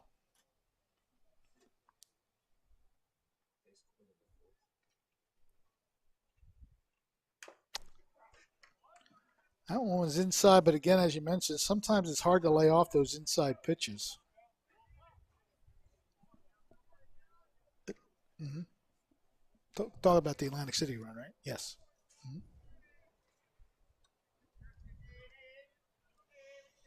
So Kavanaugh will have to work here. 1 and 2 the count. Pitch is outside. Good look. Yeah, Leibowitz trying to battle out of a tough situation. So he's got a 2-2 count here on Kavanaugh. Came into a tough bases loaded situation. He's been able to get the first 2 outs of this inning. He'll try to get out of it unscathed. Popped up, out of play. So Kavanaugh lives to see another pitch. And Kavanaugh battling at the plate as well. Trying to spoil a couple of Leibowitz's pitches. So I think we've got to wait for a new baseball.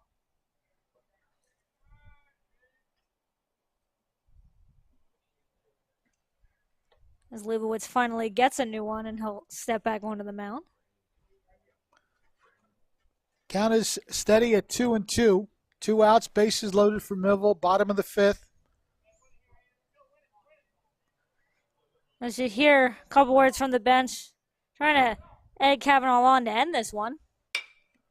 Gets a good swing on it, but right at the right fielder, who almost looked like he wasn't going to make the catch. Little fun out there, but Jackson Berry making it a little bit more dramatic than it probably needed to be, but a great job in relief.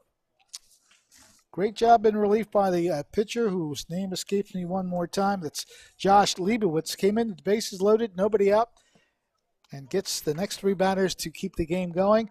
After 5 innings of play, Millville leads Atlantic City 9-1.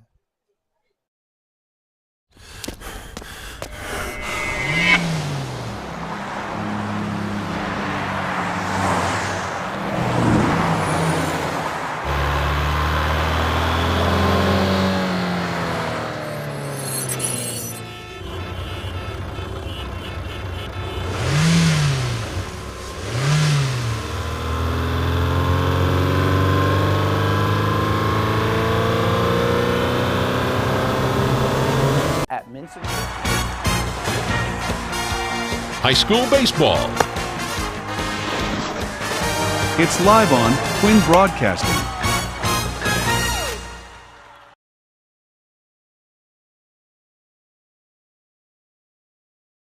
Have a 6th inning as Atlantic City trails by 8 runs. Millville with a chance to end it in the 5th. Bases loaded, nobody out, but they could not push any runs across. So we are into the 6th inning. Millville leading 9-1. Fred Melendez along with Ariel Melendez here on Quinn Broadcasting Facebook Live. Quinn Broadcasting YouTube and Channel 22.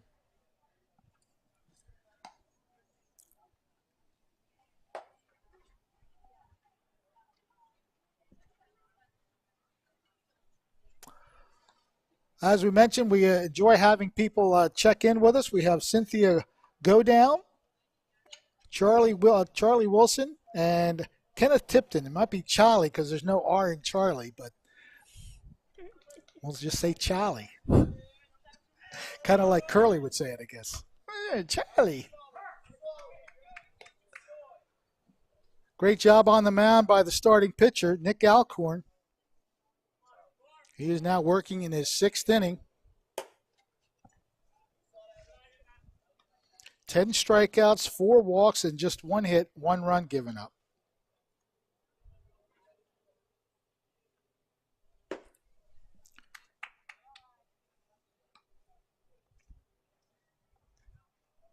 As you mentioned, Alcorn doing a really nice job on the mound. He's been in control for a majority of this game. As I have noticed the last couple innings, he's given up a couple of leadoff walks, as he's in danger of doing again.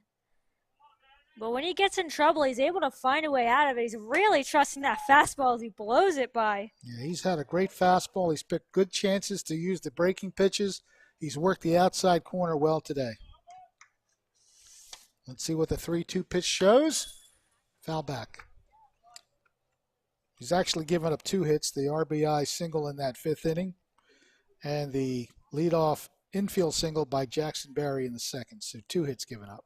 Yeah, Jackson Berry's, of course I say as he strikes out, was doing a pretty good job at kind of being the offense for the Vikings. Of course, as he strikes out. 11 Ks on the day for Nick Alcorn.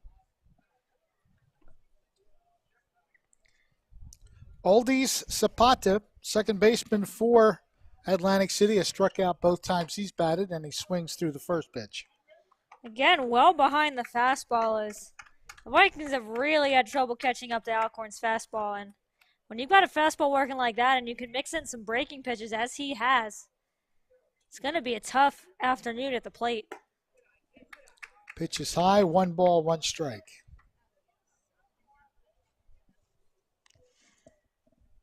Well, the Bolts have put up 9 runs on the board. They haven't really had to do much offensively, as Alcorn has been pretty dominant on the mound. Haven't really needed all these runs, but obviously you like to see your offense breaking out, as Millville's has, just to help Alcorn out a little bit. But he's kind of done the job himself up on the mound. Strike is called. Zapata indicated bunt, and Connor Lacey came in to charge, but no bunt. Nick Alcorn with a 2-2 count, 1 out here in the top of the 6th.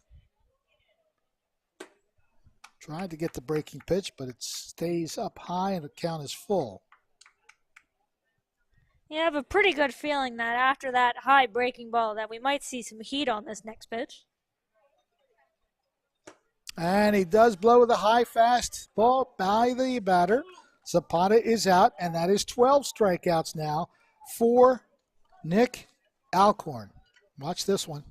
It's actually a breaking pitch, gets up there, but it was in a spot where the batter really could not handle it. And I think if Zapata could have broken that bat, he would have. Kind of went down towards the knee a couple times after that strikeout. Cahill looks at strike 1. Brendan Cahill struck out and flied out to right. He's 0 for 2.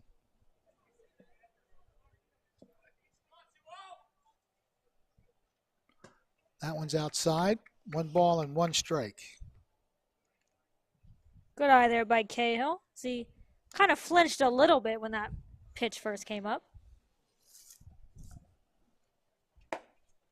Strike is called. So Nick Alcorn is 1 strike away from that 13th strikeout.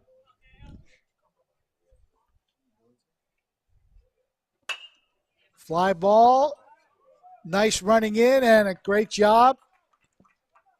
That's I guess that's Foster who replaced Hill. So Kalon Foster with a nice running catch to end the inning. We head to the bottom of the 6th inning as we watch the play made. Well, that's a strikeout there, but that is the 12th strikeout of the game. And yes, you're right. He probably did want to break that bat. Yeah, he kind of threw it over the knee once, faked it a second time, and then almost threw it on the ground. Was the frustration really mounting for the Vikings? At Mintz Insurance, we're proud to have been serving our customers for nearly 80 years, offering 30 different insurance products for your auto, home, and business. And to help ensure that you're getting the best rates possible, we give you up to 3 quotes for every policy, so you can choose what's right for you. At Mintz, we're part of the community, local representatives, supporting events, and proud of it. It's part of who we are. Mintz Insurance. Call today and find out how we can help you save on insurance, or visit us at mintzinsurance.com. High school baseball. It's live on Twin Broadcasting.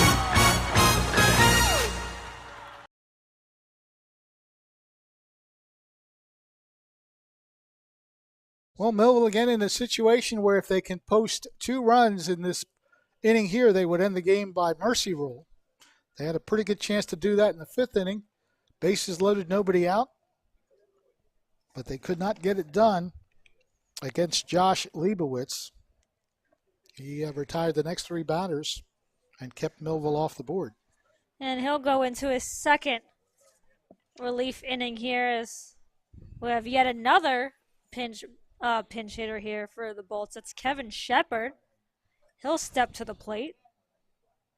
I believe batting for Shapiro. Yes. As Millville really emptying the bench late in this one.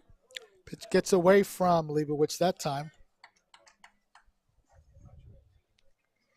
And Millville doing a really good job of kind of spreading the welfare around and getting a lot of their guys some opportunities in a game that's kind of been out of reach for a while for Atlantic City, and giving some of their guys who don't normally get a chance to play a couple at-bats in this one.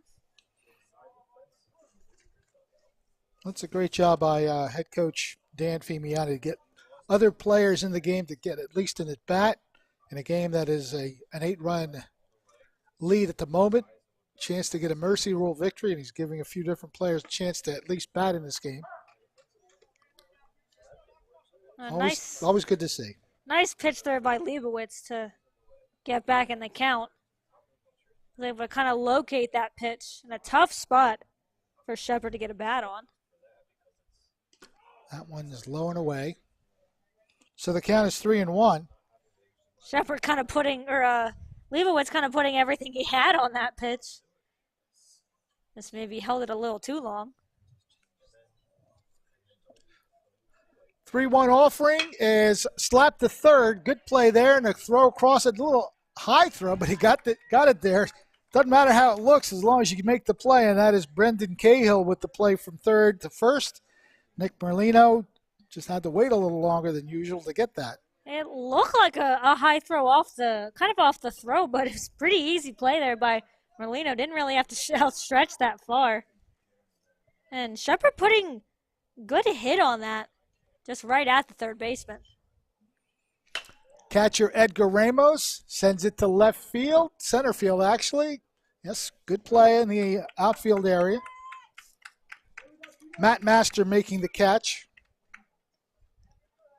I like the fact that Anthony Totoro hustled to that spot just in case, but it was the center fielder's ball, and Matt Master made the catch. And Leibowitz having a really strong relief appearance. He's got 2 quick outs here. Mentioned he came in to get the Millville batters 1, 2, 3 after coming into a bases-loaded situation. So the Vikings relief pitcher doing a nice job of shutting things down. Caden Mulheron, the batter, 0 for 2 officially. He was hit by a pitch in that first inning and wound up scoring a run. And he'll take another one, I think, off the helmet. Wow. And off the back. He's just going to calmly walk up the first baseline. No worse for wear. Sounded like it got the helmet and may have gotten the back, as we'll take a look. Yeah. It does get him square on the helmet and shakes it off pretty quickly, and it's getting some pats on the back on first base, so it looks like he's no worse for wear. So after retiring the first 5 batters he's faced, Leibowitz hits the next one with a pitch. That'll put Mulheron at first base with 2 outs. Strike is called. Matt Meiswinkle on the day is 0 for 3. And some good location there by Leibowitz to get that low strike call. We've seen Alcorn go to that spot a couple times. And give credit to the umpire. That's been a very consistent strike call. So at least if you're going to call the pitches kind of on the low corner, you want to be consistent with it, and we have seen that so far this afternoon. Grounded up the middle. And there we go.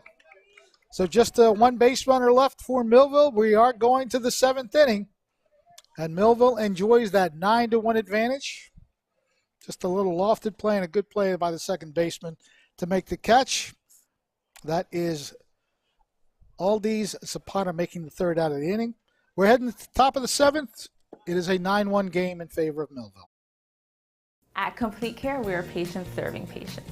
I choose to bring myself and my children to Complete Care because we are a one-stop shop. We use dental, we use medical. I feel as though the quality of care here is great. I love working here. I feel great to work at a place that serves the community. There's a lot of people in need. To me, patients serving patients means we've been in your shoes. We know what great care means to us, and we want to provide that for you. High school baseball. It's live on Twin Broadcasting.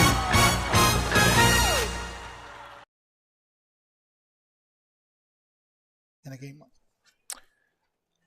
Well, you see Connor Lacey, the new pitcher, so 6-inning strong performance by Nick Alcorn today.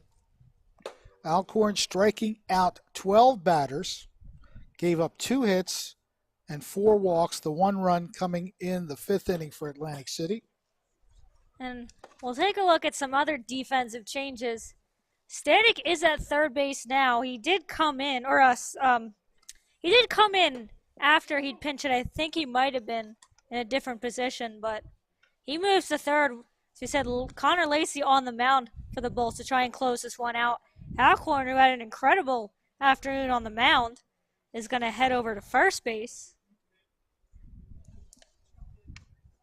Not sure if we've got any other changes in the field. We'll try to get them for you if we find them. So we mentioned Kalon Foster went out to center field last inning after pinch hitting. So Connor Lacey, as far as I know, making his varsity debut on the mound. Yeah, I don't think we've seen him pitch so far this season, as he'll get his first opportunity. If I believe it's correct, also got his first start on the field as well in this one. He'd been the DH primarily the entire time he'd been here. So he gets the batter to swing on that one. So I believe this was his debut on the field starting as well as his debut on the mound. And he looked like he was firing in pretty well during his warm-ups. Had some good movement on his pitches. Grounded to short.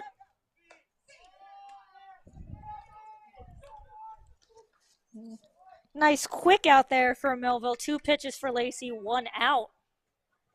So he does look like he's firing it in pretty well to start off the inning. And it's a good swing there.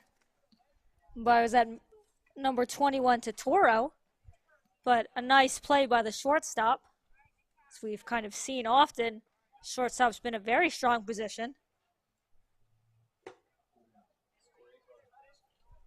As Lacey really firing him in so far to start off the inning. And it does look like we do have a new shortstop. So I believe that's number 12, Matt Meiswinkle, who went to short for Draws. And looks like Draws moved over to second base. So that's a couple switches on the infield to round out the changes for Millville.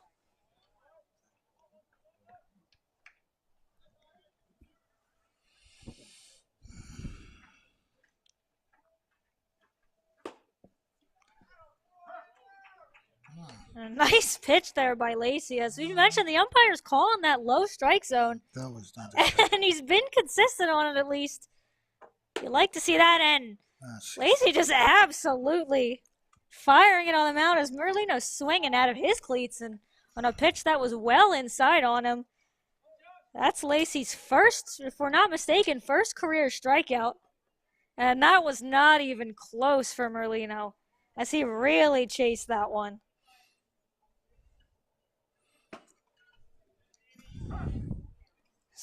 Lacey's really had some quick work up on the mound as gets the ball back and is immediately ready to throw the first pitch. So he's working fast on the mound, and he's really mowing down these Viking hitters. He's getting them to swing at pitches that are up in the strike zone. And following up a really strong outing by Alcorn is Lacey on the mound. He's got 2 quick strikes here on the Viking batters. They're down to their last strike. Oh, and good breaking pitch. And I did see that in his warm-ups. Really had a breaking ball working, had a lot of movement on that one. We'll take a look at that one again. Some really nice movement on the breaking pitch from Lacey as he ends the game on a nice breaking ball strikeout.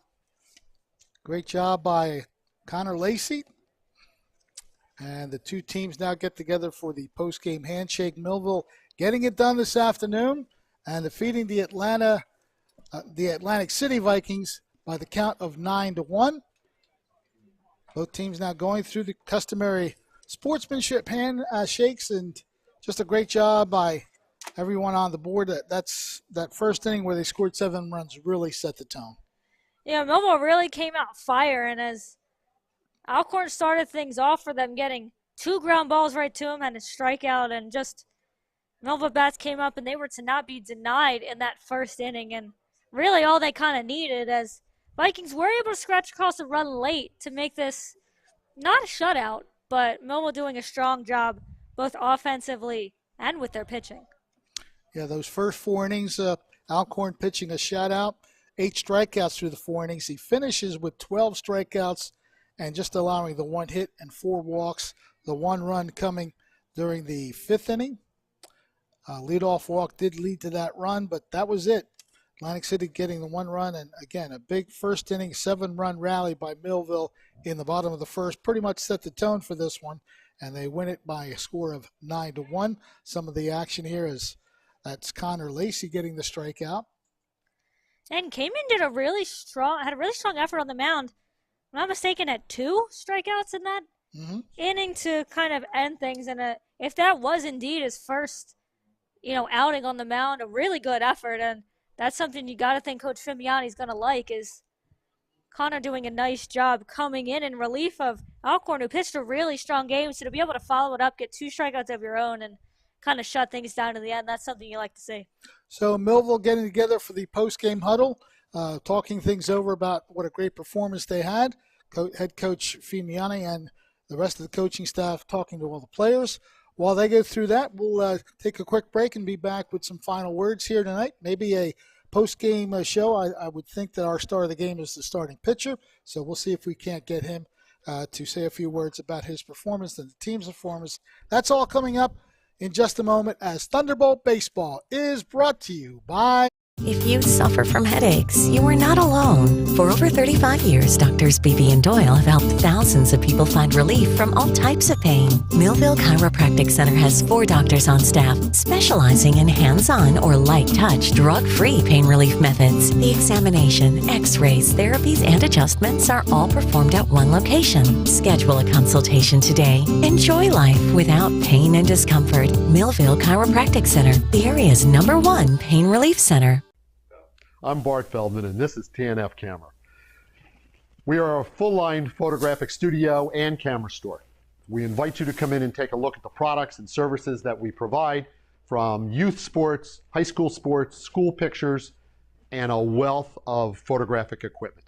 The advantages of coming to a store is you have the ability to talk to people and see exactly what you want to purchase beforehand. It's TNF Camera, 1362 South Delsey Drive here in Vineland. More than a century ago, General Tire was born, right here in America. Since then, we've made a name for ourselves by making tires you can depend on. Tires built to handle any road this country can throw at them, and relied on by every kind of driver. So you know that no matter where life takes you, with General Tire, anywhere is possible.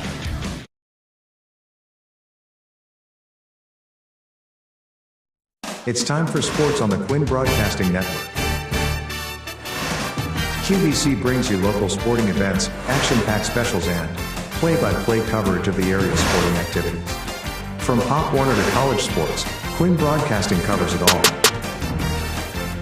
Join us now here on QVC for today's exciting event.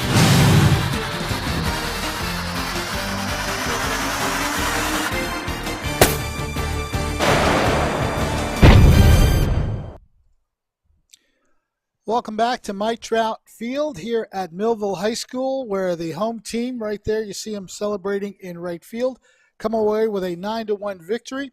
And they did it pretty much in the first inning when they scored 7 of their 9 runs, and just the rest of the game belonged to Nick Alcorn.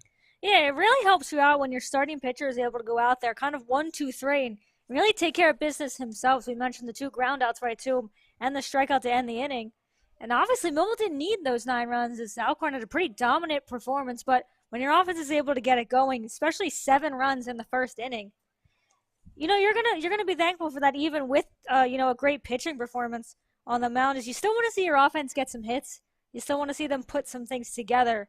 And Millville really able to do that in the first inning. Got a couple things done in the following inning as well, and then Leibowitz, as we mentioned, had a couple good relief innings, and it was the starting pitcher for the Vikings, Dinter, who was kind of settled down as the game went on. He sure did. But Millville doing a nice job of getting their runs early on and having their defense and Alcorn back them up in the end. Just about everybody contributing to that 7-run first inning. The leadoff double, solid shot to right field by Sergio Draws, got him at second base. An error and a walk loaded up the bases, nobody out. Connor Lacey got an RBI single for the game's first run, and then a 2-run single by Nate Robbins for the first 3 runs, and Millville was off and running. First 5 batters reaching base, and 3 runs scored in the first 5 batters. Not a bad ratio. Yeah, when you're able to get, kind of 1, 2, 3, 4, 5, when everyone's able to get on base, you're now going to have a lot of confidence. You're going to be off to a good start in this one when you're able to get as much offense as the Bolts were able to in that first inning. And yeah, seeing everyone come to the plate, and a couple guys come to the plate twice in the first inning as they batted around and then some in that first inning. I think Draws got a couple of at-bats. Wayne Hill had a couple of at-bats, I think. Was it Rodriguez and Lacey come to the plate as well? 13 batters. Twice in that first inning. So when you're able to, bat around, let alone have 13 guys come to the plate, you've probably had a good first inning. And Millville was really able to put the bat on the ball in that first inning. Yeah, we had Draw scored, Wayne Hill scored, David Rodriguez reached base, he scored, Connor Lacey scored, Nate Robbins scored after his 2-run double.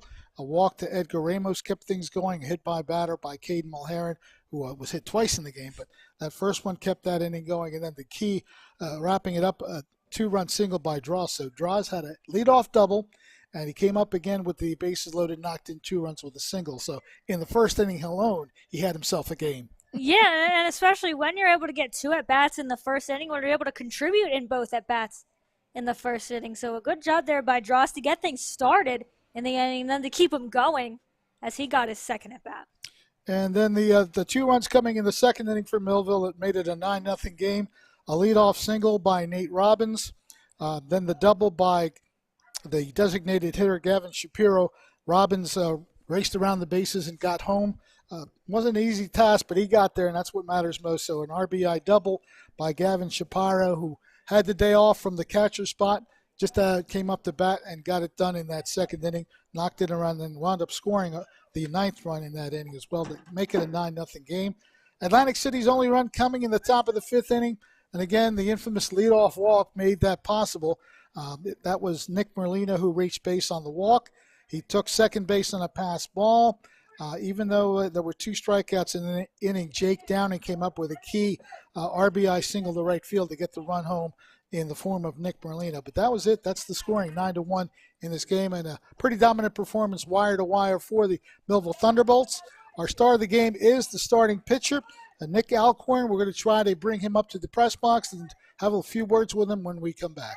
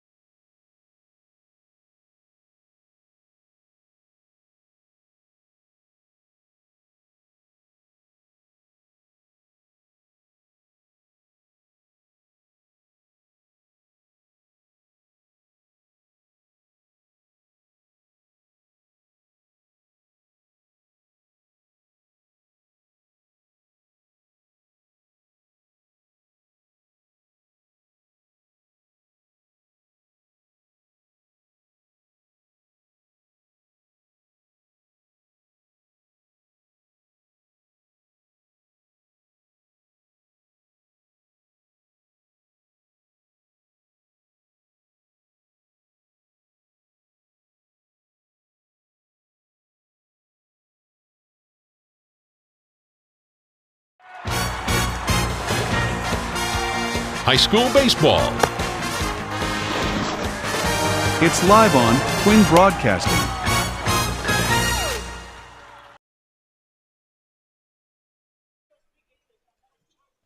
Fred Melendez back here at Mike Trout Field on Quinn Broadcasting Facebook Live, Quinn Broadcasting YouTube Live, and on Channel 22. So glad that you're watching us cover these games that Millville has done well throughout the season. They are now even at 8-8, but our star of the game definitely was the man on the mound tonight, Nick Alcorn.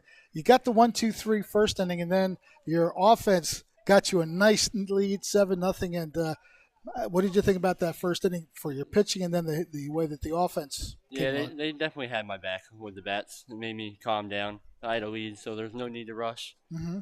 They put out in – how much was it in the first inning? 7 runs. 7 in the first, yeah. So there's no pressure on me. Just go out there, relax, throw strikes so I don't make the plays behind me. So do a draw, shortstop. I had a couple nice plays. I'll tell you what, we've watched him throughout the season. He is one whale of a short. He gets to just about everything. Almost every ball he makes a play. It amazes me. That's got to be very nice to know that you got a man back there that can play like that. Okay, but that first inning you set the tone, and of course Draws, the shortstop, led off with a double, led the 7-run inning go, and the rest of the game you guys were in control. As far as your pitching was concerned, I have you for 12 strikeouts, 2 hits, the 1 run in the 5th inning when the game was pretty much over. So did you feel like you had good command today? Yeah, I felt good. Really good. It was nice outside. The balls were good. It was nice. Yeah, arm felt good. You saw that outside pitch working for you. Did you kind of concentrate on going outside a bit? Yeah, we stuck that all game. The umpire was calling it, so Edgar, the catcher, set up there all game. And the way you change pace up once in a while, a little bit of the off-speed stuff, they threw them off as well. Yeah. So Millville now 8-8, and generally speaking, how have you felt the season? Good. We've been good. We're in our little groove now. We got 5 games this week, so we're hoping to come out of the week with a win. Okay. It's always good to get a 7-run start. That makes the job easier on the mound, doesn't it? 100%. Nick, what's your record now? For pitching? Yeah. This is my first start. First start, okay. Yeah. You've been in relief most of the time. Yeah. Because I've seen you pitch. Okay, very good. So you're 1-0 on the season with a great performance today. Thank you. Congratulations. Our star of the game, Nick Alcorn, helping Millville to a 9-1 victory. We have other games coming up. Our next game is this Wednesday. Right here at 4 o'clock on the 3 networks that we have, the Quinn Broadcasting Facebook Live, YouTube Live, and on Channel 22. Any one of those avenues you can watch us, and Millville's given us some good baseball to watch. So tune in Wednesday at 4 o'clock for our next game, and we'll be glad to have you. Got to go my cheat sheet here for all the announcements that we're going to wrap up this game with. First of all, we do want to thank our sponsors. They do a great job of keeping us going here financially, so let's mention those sponsors. They include such people as the Mintz Insurance Agency, Millville Chiropractic Center, years and years of sponsorship support from Dr. Beebe and Dr. Doyle, TNF Camera, Thunderbolt Area Federal Credit Union, always with us, and Complete Care, as well as Advanced Treads. Those are our sponsors. If you care to sponsor, you can certainly call the station anytime. Tell them that you'd like to get involved in advertising on our sports activities, whether it's baseball season, football season, basketball season. We are always looking for people to support the local sports scene. A lot of Millville, a lot of Vineland stuff. So feel free, Cumberland County and vicinity, to call the QBC station during the workday and tell them that you want to advertise and support the broadcast that we bring you, because they're all great stuff. Millville baseball, football, and basketball, Vineland football, and occasionally Vineland will be on our basketball and baseball coverage as well. So we hope you enjoyed today's game. Our final score, once again, Millville defeating Atlantic City 9-0. Want to thank the people that are behind the scenes, including the man who put the graphics and the intros together, George Cuccia and Pastor Richard F. Myers. Our camera people today included Brandon Kiley, Dylan Reed, and Mandy Muniz. The color commentary, of course, Ariel Melendez. And on Wednesday, we have the Williamstown Braves in town, 4 o'clock start for that. So we will be here again for you. Make sure you tune in. 4 o'clock on Wednesday. For our great staff, Fred Melendez wishing you well. Millville winning tonight 9-1. Take care and have a great Monday.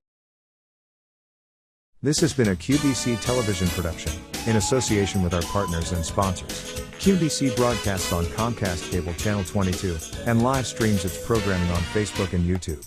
All rights reserved by Quinn Media and QBC. Programming that serves the South Jersey market.